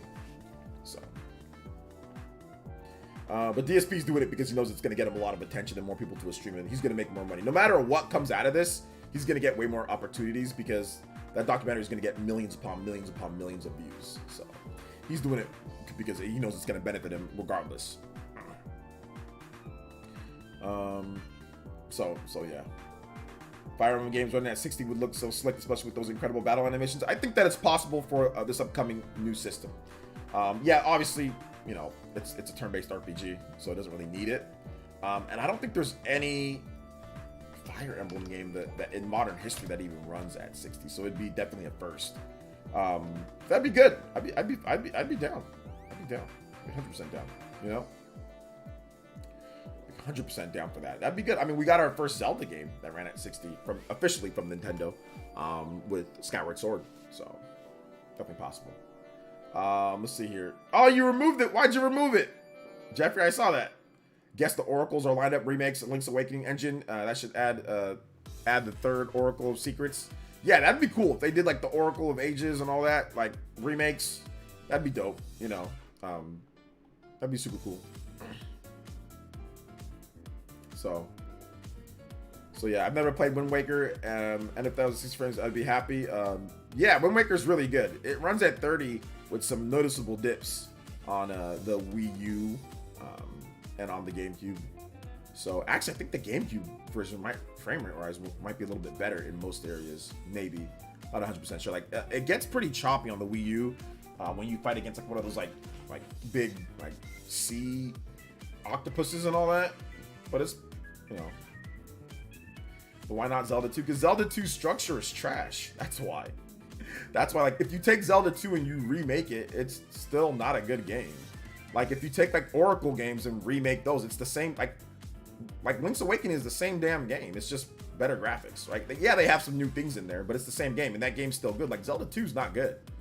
Like, and it's, like, some people like it and they think it's good, but Zelda 2's gameplay is, like, not good. Like, it's just not. It's definitely outdated at this point. Like, I think that Zelda 1 is aged way better than Zelda 2. I think that Oracle game's aged way better than Zelda 2. Zelda 2 is not aged very well. I don't think the game is that great. I don't think it is. So that's why I think Zelda 2 is not on the table, because it's like a weird, like you go, like you just go, like you just duck and hit people top bottom. Like the gameplay is stupid. Like it really is. Like that's all you do is like you just poke low, poke high, poke low, poke high. You know, and like there are some strategies to it. It's more of like an RPG, but that game would need to be remade. Like they would need to remake the game. If they really want that game to be good, they would need to remake it, like for real remake it, you know? Which I don't think they're going to, but we'll see. Let's see. 3DS era Fire Emblem ran at 60, except for the battle animations. Those ran at 30. Yeah, but that's most of the game is the battle animations. So we don't have a 60 frames per second like game that like runs at 60 the whole time. Maybe like I think maybe like the NES game did. Maybe like the Super Nintendo game did. I'm not sure. Neo Anderson with the tune-in tier pledge. Thank you so much, Neo Anderson. Welcome to the Elite Ninja Village. Thank you so much. And that is the Combo Breaker, boys. Let's go. Thank you so much, Neo Breaker. Thank you for the tune-in tier pledge. Welcome back. We got another Elite Ninja in the crowd. Let's go. Thank you so much, man. I appreciate that. Let's go. Let's go. Shout out to Neo Anderson. Neo Breaker. I combined your name and Combo Breaker. 15-minute extension on the stream, guys. We are at 2 hours and 15 minutes on the stream extension. Let's freaking go. Thank you guys so much for your support. Make sure you hit that like button. Let's shoot for 150 likes. 150 likes. I think that would be good. That'd be good. Zelda 2's a failed experiment. Kind of. And just curious, does Streamlabs donation chat support other languages aside from English? I think I answered that question. I said yes. I think so. Yes, I think so. I think it does, but I'm not 100% sure, but I think it does. When it comes to the Zelda stuff, guys, for those who don't know or if you came in late, I did talk about it just briefly, TLDR or whatever. Yeah, got it. Okay, make sure I abbreviated that right. Yeah, it looks like we could get Wind Waker and Twilight Princess this year, but I'm working on a story maybe that could maybe see how we're gonna get it, like a double pack or how much it's going to be, and maybe announce at a direct or maybe individually. I don't know. I need to get more detail specifics, so I'm working on that. But it looks like it could be happening. Next up, let's talk about some news. Cyberpunk Phantom Liberty has sold over 5 million units at that $30. I think it's $30 for that. So Cyberpunk looking good so far for CD Projekt Red, selling a lot of copies of Phantom Liberty, selling a lot of copies of the original Cyberpunk as well. So congratulations to them. I do not have the Phantom Liberty update or the Phantom Liberty DLC. I do have the original game on PlayStation and Xbox, and I played it on PlayStation. Like I tried to get back into it, but I mean, like I think if there was a third-person mode, I think I'd be more into it. The first person is just not for me. But I think that the game is good. Not at this point. So there you go. Why didn't N64 and GameCube have a 2D Mario games? Because they are moving away from 2D and moving into 3D, and they put the 2D Mario games on the handheld platforms. Let's see here. Cyberpunk, Dave the Diver, over 3 million in sales as well. So Dave the Diver, remember Dave the Diver, the indie game of the year. No, I'm joking. Dave the Diver, 3 million in sales, and a lot of that is on Switch. Lots on PC, but lots on Switch as well. So 3 million. Just goes to show you that you do not need a massive budget with a million different things going to sell a lot of copies of games. And once again, that's only on Switch and PC. The game is still not on Xbox and PlayStation. So yeah, there you go. And for the last piece of news, we have Prince of Persia: The Lost Crown is 25 hours of gameplay. We also went over the spec chart for the game. On Switch, it runs at 1080p 60 frames per second. On Xbox One, it runs at, I think, 1080p 60 frames per second. On PS4, it runs at 1080p 60 frames per second. On PS4 Pro and Xbox One X, it runs at 4K 60 frames per second. On Xbox One or Xbox Series S, it runs at 1440p 60 frames per second. Xbox Series X runs at 4K 120 frames per second. PS5, it runs at 120 frames per second and 4K. So the game's well optimized and runs well across the board. So there you go. So there's that. Plus they also have this new accessibility trailer, I think, where they had a new gameplay. It was a new gameplay video, 20 minutes of gameplay they showed off that we're gonna check out real quick here, guys. So yeah, 20 minutes of gameplay. I think Game Informer had it. So we're just gonna watch a little bit, not all 20 minutes. I just want to show off some of the game. The game looks really good. I'm supposed to be getting a review copy too, as well, so hopefully that review copy comes in soon. Let's see here. Yeah, 720p 60 frames per second in handheld, because that's the native Metroidvanias in general, and actually no, we can be jealous of you and like our fellow editors Brian Shea and Alex Van Aken. Anyone that's gotten to play this game so far, I've just kind of been sitting in the corner, just sort of like, man, I wish I was that person, because this kind of game is very much up my alley, and it looks really cool. And like, again, combined with just the license, it's like it's up there as one of my most anticipated games for next year. Yeah, and it's not too far off at the time of this recording. Next month? Pull it up. Yeah, I think so. I'll get the exact date here, because we got some time. We can show off about 20 minutes here, right? Yeah, the cool thing about this, guys, is that this game, like, obviously, you know, I was hyped about this game when I first saw it. People were trying to be down on the game, but when I first saw it, I saw that it was made by the Ubisoft, like the Rayman Legends team. I was like, oh yeah, this is gonna be pretty cool. You know, Metroid Dread style hack and slash type of game. You know, gonna have some cool powers. I think it's gonna be dope. And like, yeah, the game looks really good. I edited all my attempts down, but the boss is quite challenging. and the other bosses I encountered in the game were also quite challenging. I think I'm gonna start off It's really good about letting you just like retry a boss right away. If that makes sense. Okay. So I think one of the things that I think I'm gonna start off my streaming with this game, like my official PlayerEssence, OJ streams, like where we play like the really cool new games. I think this might be the first game that I actually start that off with. So make sure you guys follow me on Twitch and of course on YouTube. Subscribe.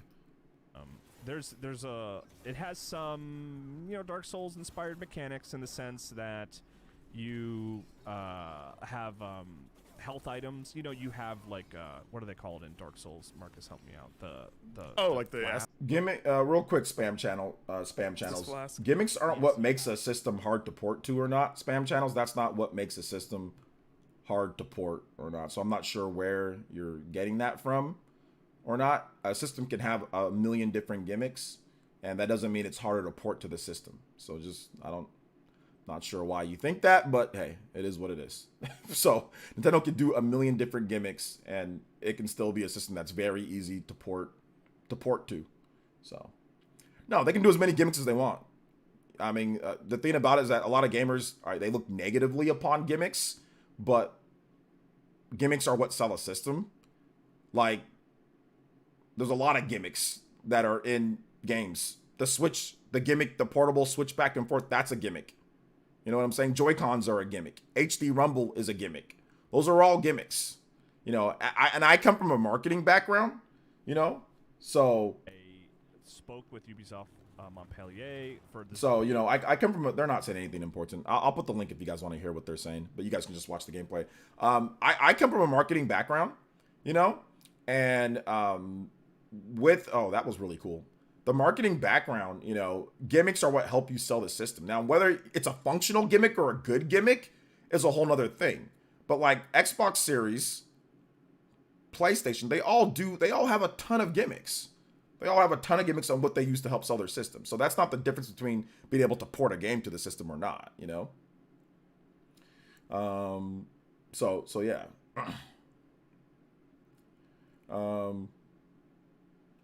But it's all good, I understand the sentiment of what you're trying to say, Wind Waker is ready, nothing really to be added, should release it first. Twilight Princess might be a cross-gen title. I think, I don't know. I think if you're going to do them, you should just release them both. But, that's definitely something that, it could be a thing as well, it could be that. I mean, 3DS for its own, it's a portable system. So we're not talking about in terms of porting. Most developers actually just made games for the 3DS. They didn't port stuff because what are you porting from? You're not going to be porting Xbox and PlayStation games because the power gap is too big. So essentially, 3DS basically had a lot of games where they just made a game for. So that's different from porting. If you just make a game, how hard is the system to develop for? That's different from how hard it is to port and develop for, right? So it's easy 3DS games aren't difficult to make. The system isn't a difficult, game to make or difficult system to make games for in the first place, Yes, we're getting the demo next week. The demo's coming out next week. Having touchpads, haptic feedback, touchpads on controllers, all these different type of things that Sony does as well. Those are all gimmicks. Now, once again, what Spam is probably talking about here is, Wii U gamepad, or something like that, right? Something along the lines of that, or Wii remote, motion control, things like that. But once again, that's not what made the Wii, hard to port for in terms of the system, or even the Wii U. The gamepad isn't even what made it hard. The system itself, the structure, the architecture, the PowerPC architecture, the amount of RAM, those are the type of things that developers had a problem with. No developer had to use the Wii U gamepad. It was not required. Hell, Nintendo themselves did not use the Wii U gamepad for a game like Donkey Kong Country Tropical Freeze. They didn't use it at all. And there was never a requirement that you had to. Plus, you can just play the game normal on the gamepad. You don't have to use it. Now, obviously, it'd be cool if you can, but you don't have to use it at all. Or you can simply, that was a kick. Oh my God, Liu Kang. Or you can simply just use the Pro Controller, right? So to me, it wasn't anything. Oh man, he's kind of getting rocked. To me, it wasn't really like it's based more on the system itself and the architecture and what the system is, more so than, oh my god, look at that gimmick. I don't think that gimmick is good. No, now we're just not gonna get this or that. You know, I don't think so. So let's see here. If games get bigger, do we get a M2 slot like the Steam Deck or PS5 has one? Probably not. No, they're probably gonna have their own type of memory, like higher speed flash memory. Vincent. OJ, think Elden Ring will be released the same year Switch 2 is out, so we have to wait a few. I'm not really sure. Oh, he died, so you have to go right back into it. Okay, so I like the challenging boss fights. That's good. That's a good thing. It's a good thing. So yeah, Elden Ring will be released the same year Switch 2 is out. We'll have to wait a few. Yeah, I don't know about all that, man. You know, they don't really. From Software isn't really known for Nintendo development. I mean, we did get Dark Souls, but we didn't get Dark Souls 2 or 3, which, you know. So I don't think they really care about Nintendo platforms. So I wouldn't bank on that. I would not bank on that. Port 3DS, Ocarina of Time, and Majora's Master Switch superior to the originals. Majora's 3D was despite a few changes. Yeah, yeah, guys. Like, once again, I don't think they're gonna do stuff like that, but we'll have to wait and see. I don't think they're gonna start porting over all those ones. I mean, maybe there's a ROM dump emulation, maybe an emulation. Where there's 3DS, but I don't see them starting to just port over a bunch of 3DS games because Nintendo didn't really do it much at all this whole generation. I mean, if they were going to start porting over 3DS games like that, then I think we would have saw a lot more. I'm looking through the library. I'm trying to think how many 3DS games were actually ported over. Like, I don't think there was many. So I think that they actually have more plans for like an emulation. More so, oh man, he just hit him into the wall and just started rocking him. Okay, there you go. You got to use, okay, he's got health potions. You got to use your health potions. That makes it, you got to use your health potions right there. He's got health potions. Third parties complained a lot about the PS3 because it was hard for them to port games to it. It not necessarily, well, yeah, porting, but also developing games. Just developing games was tough for the PS3 because of the cell architecture. So it wasn't even just, you know, it wasn't even just like porting. It was also developing games as well. Cooked. Completely cooked. So let's see here. Skip over that. Let's just get back to the gameplay so we don't ruin any story parts. All right, here's some platforming. So you got different medals that you can do, amulets that you can equip. Love that. I'm definitely going to play this game on the PS5. I mean, I'm going to have the Switch version for review, but I'm definitely going to play the PS5 version as well. And with Ubisoft, they have cross-save. This game has cross-save, so you can play the Switch version as a portable version, and you can play the PS5 version or Xbox version or PC version as like a console version, or as like a home console version. Or you can use, I mean, obviously you can use the PS Portal if you want. I mean, but if you don't want to do like, you know, based off of like online, or like having like a network connection. So yeah, overall, this is good, man. Prince of Persia looks great. Looks great, sounds great. It is great. So yeah, looking forward to playing it. Looking forward to playing it a lot. And I had it on my most anticipated list. So yeah. All right, guys. Let's go and let's hit that like button if you have not done so. We already have unlocked a 15 minutes extra on stream. We're close to that. If we get to a 20 times combo, we will unlock and extend the stream even further to a 2 hour and 20 minute stream. So shout outs to everybody who's been supporting. Appreciate you guys. But now it's time for random Q&A. So if you have questions, I definitely have answers. So you guys can tag me at PlayerEssence, hashtag PlayerEssence, just PlayerEssence by itself. Be more than happy to answer all of your lovely questions, boys and girls. More than happy to answer all of your lovely questions. I think my chat keeps on freezing. Sometimes it just freezes, so I don't see you guys' comments. So I don't know what's going on there, but hit that like button. Let's get to 150 likes, guys. 150 likes. Let's go. All right, here we go. It's working now. Chat is back.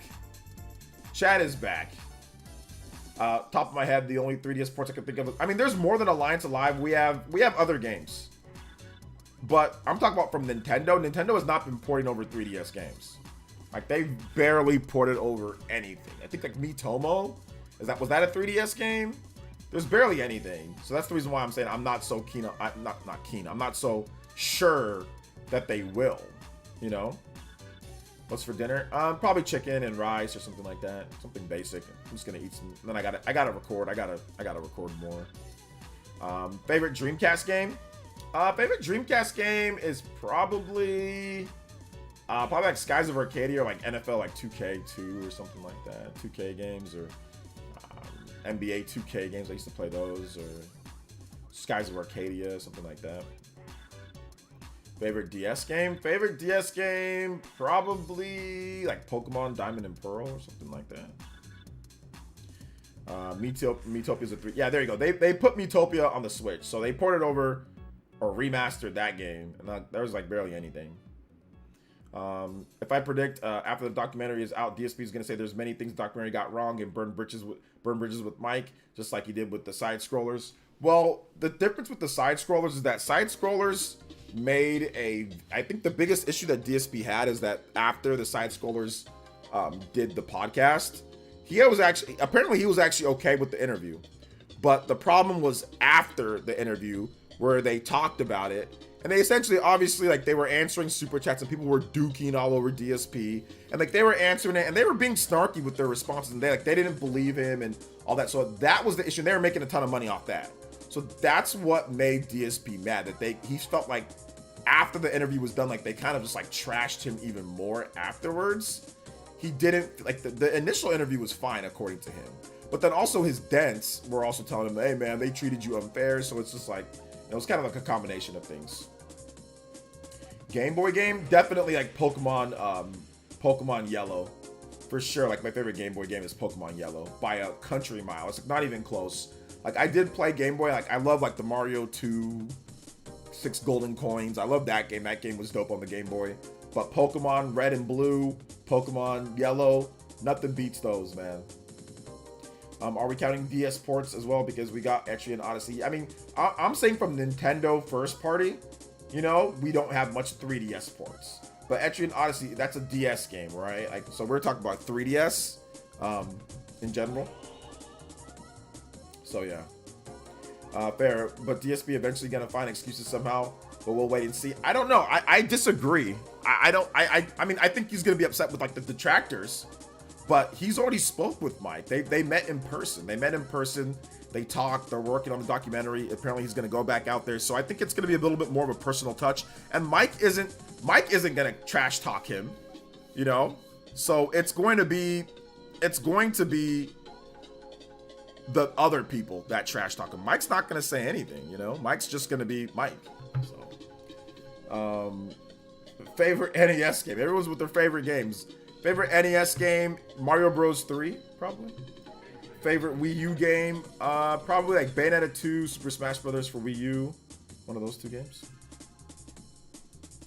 Like Phil, those guys were being a little two-faced with him, except the dude in the beanie. He wasn't trying to hide how much he didn't like DSP. Yeah, I mean, you know, it is what it is. Like on that, like, I mean, I watched the after show and I think that maybe it was a little bit, you know, two-faced-ishy, you know, with things. But at the same time, like, I think that DSP also went there and lied. He lied about lots of things. So when you go there and you lie about lots of things, you're going to get people to say things, you know, to you as well. I don't have a favorite Virtual Boy game. I don't like the Virtual Boy. But yeah, DSP lied. DSP lied almost throughout that whole stream. He lied. And he tried to, I wouldn't say gaslight, but he tried to kind of gaslight the audience into thinking that there's something wrong with them, with the whole racism issue, like with the little black girl and the slave trade comment that he made.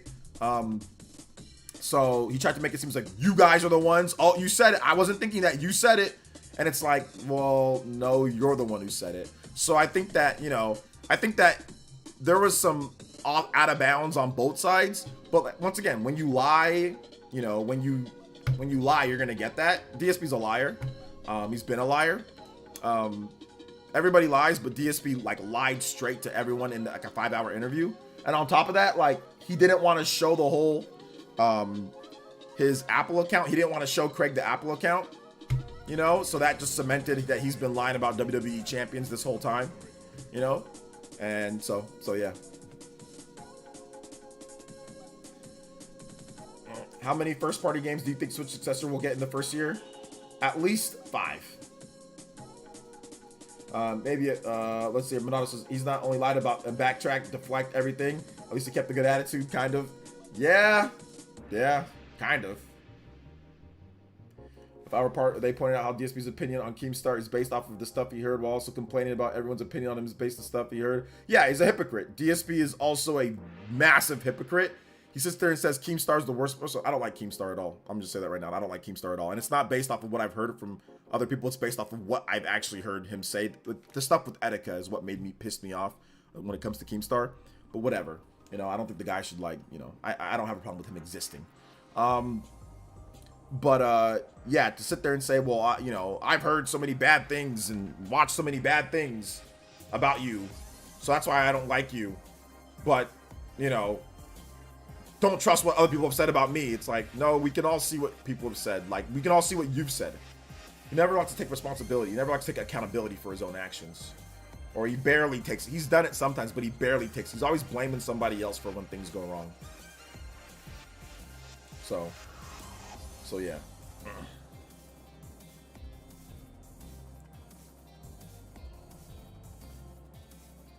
So it is what it is. It definitely needs some dinner, though. Yeah, I know. Seriously, Minato.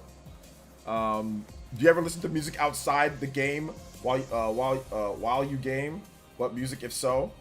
I'm not sure. Music out, like, do I listen to music outside the game while you game? No. If I'm playing a game, I listen to the music from the game. Hey, what's up, Stealth 40K? Hey, shout out to my man Stealth. Got to get back on the podcast at some point, man. I'm sorry I've been off, but just, it's been very crazy in terms of my schedule. I don't ever know when I'm going to stream, just because of so many life stuff that's happening right now. So I don't ever know when I'm going to stream. So that's the reason why we haven't been doing it. But we're going to get back to it, I promise. Once I get everything settled with my daughter and all that good stuff. And I have a set, and I get everything settled with my house. Other problem is sometimes I just gotta randomly go to my house as they're building things, so I can't always be set times for stuff. But shout out to my man Stealth. We're gonna get back to the PE Cross Nintendo podcast and more. Shout outs though, man. Good to see you here. Welcome. How was your day, man? How was your day? Yeah, the real life stuff is kicking my butt, man. I'll be honest, dude. It's just taxing. Between the house and my daughter, it's just been crazy. My family, my wife. So it's been a little bit crazy, but it's all good. It is all good.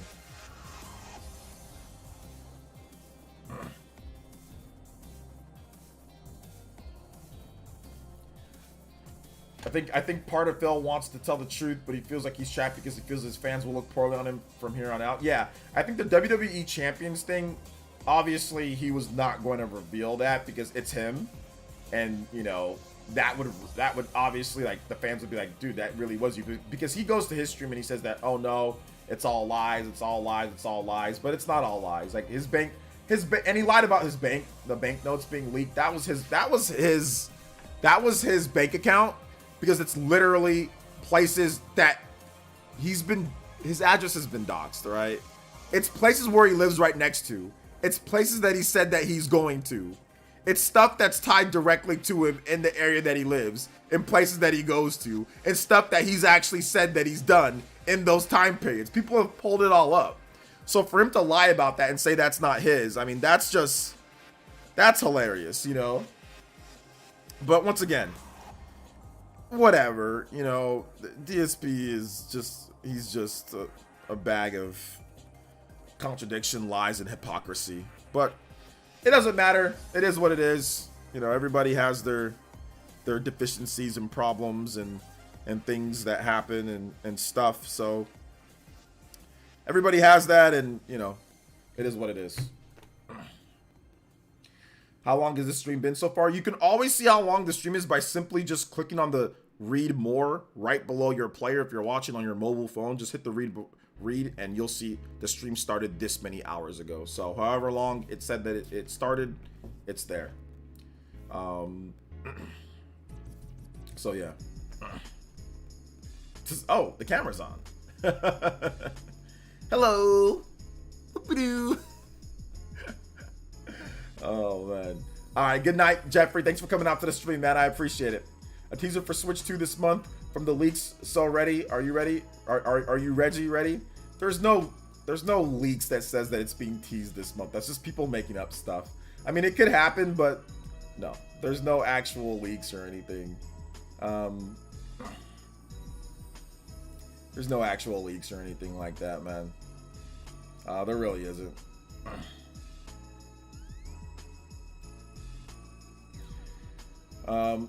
Hey, what's up, Straws? Welcome to the stream, man. How you doing today? Welcome. Shout outs, guys. Yeah. There's no actual leaks. Hey, what's up? What's up, World Renowned? Welcome to the stream, man. How you guys doing today? Shout outs. We're pretty much at the end, but we got some new people that came in, so I will answer some questions if you guys have them. We're in Q&A, so if you guys have questions, I'll answer them for this last part or so, because I've got to get back to editing. Yeah, Level Designer. Somebody did gift you a membership, so yeah, definitely elite, man. Congrats. How powerful do you think Switch 2 is going to be in comparison to Switch 1 without perceived power, no upscaling tech perception? That's tough to say because that's part of the technology that's built into it, but I mean, I don't know, 10 times more powerful? I'm not sure. I don't know. 15 times? I'm not. I really don't know, to be honest. But I mean, I think one way of looking at it is this way: check out the Tegra X1 and check out the T239. And maybe go down the rabbit hole of those two graphics chips, and maybe find somebody who's much better, much smarter than me when it comes to tech, and see what they have to say on that. It could be a lot more. Some people think it's 50 times more powerful. Personally think 3 times. Yeah, I mean, I don't think so, based off of the T239, but we'll see. We'll see. We'll see. I don't know, like 3 times, 2 times. I mean, it's not going to be comparable. Tegra X1 is an off-the-shelf part. This is going to be a custom SoC, so power or specs is one thing. Actual in-game performance and APIs, RAM, all the other things like DLSS, all those things are going to be modifiers. So how powerful it is to something that doesn't have all that is almost irrelevant, right? So yeah, that's kind of how I feel. So I'm not really sure, but we'll see. We will see for sure. We will see exactly how everything plays out soon, probably sometime this year. Sometime this year, Nintendo will drop the bomb. But obviously, it's like they're keeping tight-lipped about things. So we'll see for sure.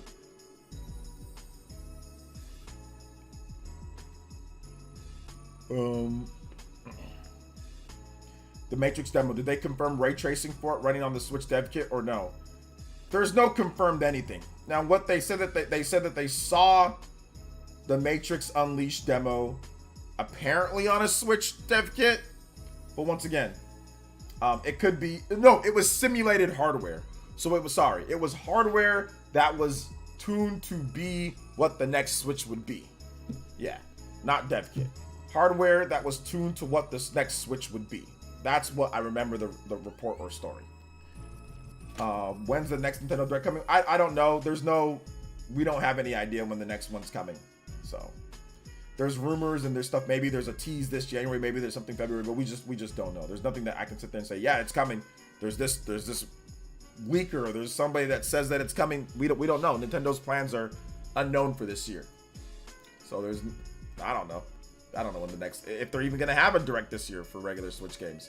I mean, they could do a what's it called, like a direct based off of like a specific game, like Princess Peach Showtime. So yeah. Releases power as PS4 and Xbox One with HDR from leaks is my guess. Yeah, that's not what the leaks say. That's not what the leaks say. But it's all good. Like I've had so many people come in here and say the same thing. So at this point, it doesn't. That's not what the leaks say. The leaks don't say PS4, Xbox One power with HDR. That's not what it says. But hey, it's all good. They said DLSS.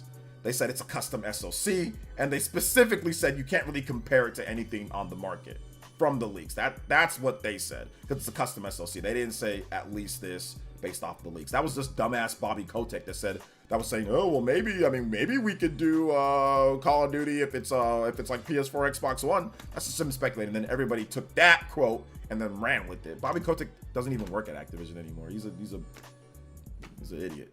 No, he's really rich and he's not an idiot, but obviously he's kind of crazy in terms of his the way that he runs things. So yeah, but that's not what the leak said. I highly suggest going back and looking at what the actual leaks were with VGC and what they said there in that. That was what the leaks were, but they said nothing about Xbox One, PS4 with HDR. That's not what the leak said. OJ, I have pre-ordered purchased Tomb Raider on Switch. Okay, cool. Congratulations to that, man. Direct Mini. I don't think there's going to be any Direct Mini. I don't think that they're going to do Direct Mini. Direct Mini is usually like a filler type of thing, you know?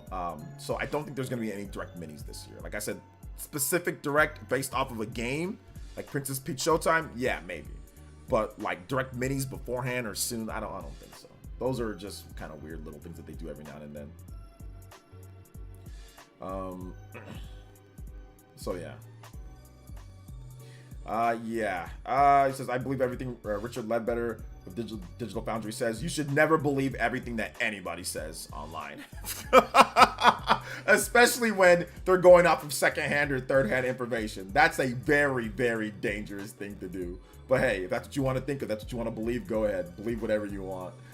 But yeah, you should never believe anything that everybody says online. People are wrong all the time. Even him, everybody is. So yeah, I wouldn't believe everything he says on this until you see something yourself or until we get some actual credible leaks or something like that. Like credible, okay, you know, this is it. So, but it's all good, man. We'll see what happens. Funny, a lot of people don't believe what most Bobby said back then. They believe what he said about Switch 2. His exceptional track record, though. We'll see about that.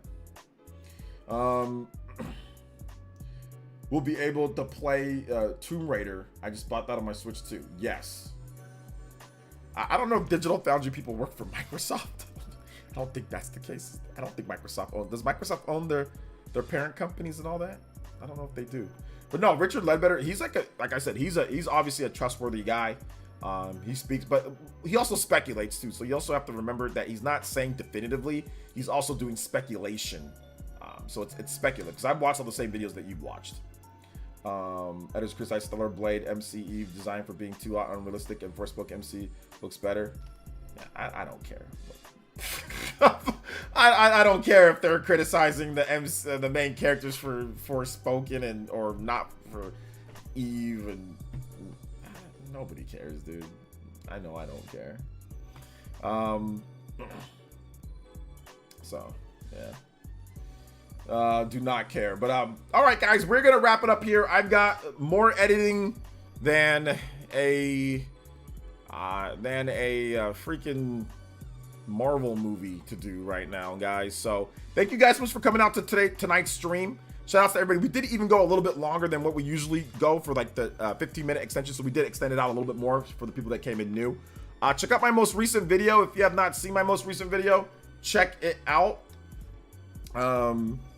Check it out here if you haven't already seen it. For the millionth time, JT Gamer, yes, I think that there's going to be backwards compatibility for the bazillionth time. Please watch my videos on Switch 2, guys. If you guys want to know the basic questions on what I think about it, please, for the love of all things, of repeating myself 50 million times. For the same question a million times, I've answered it 5 billion times. So check out my video if you guys haven't seen it. It's right there. Love you guys.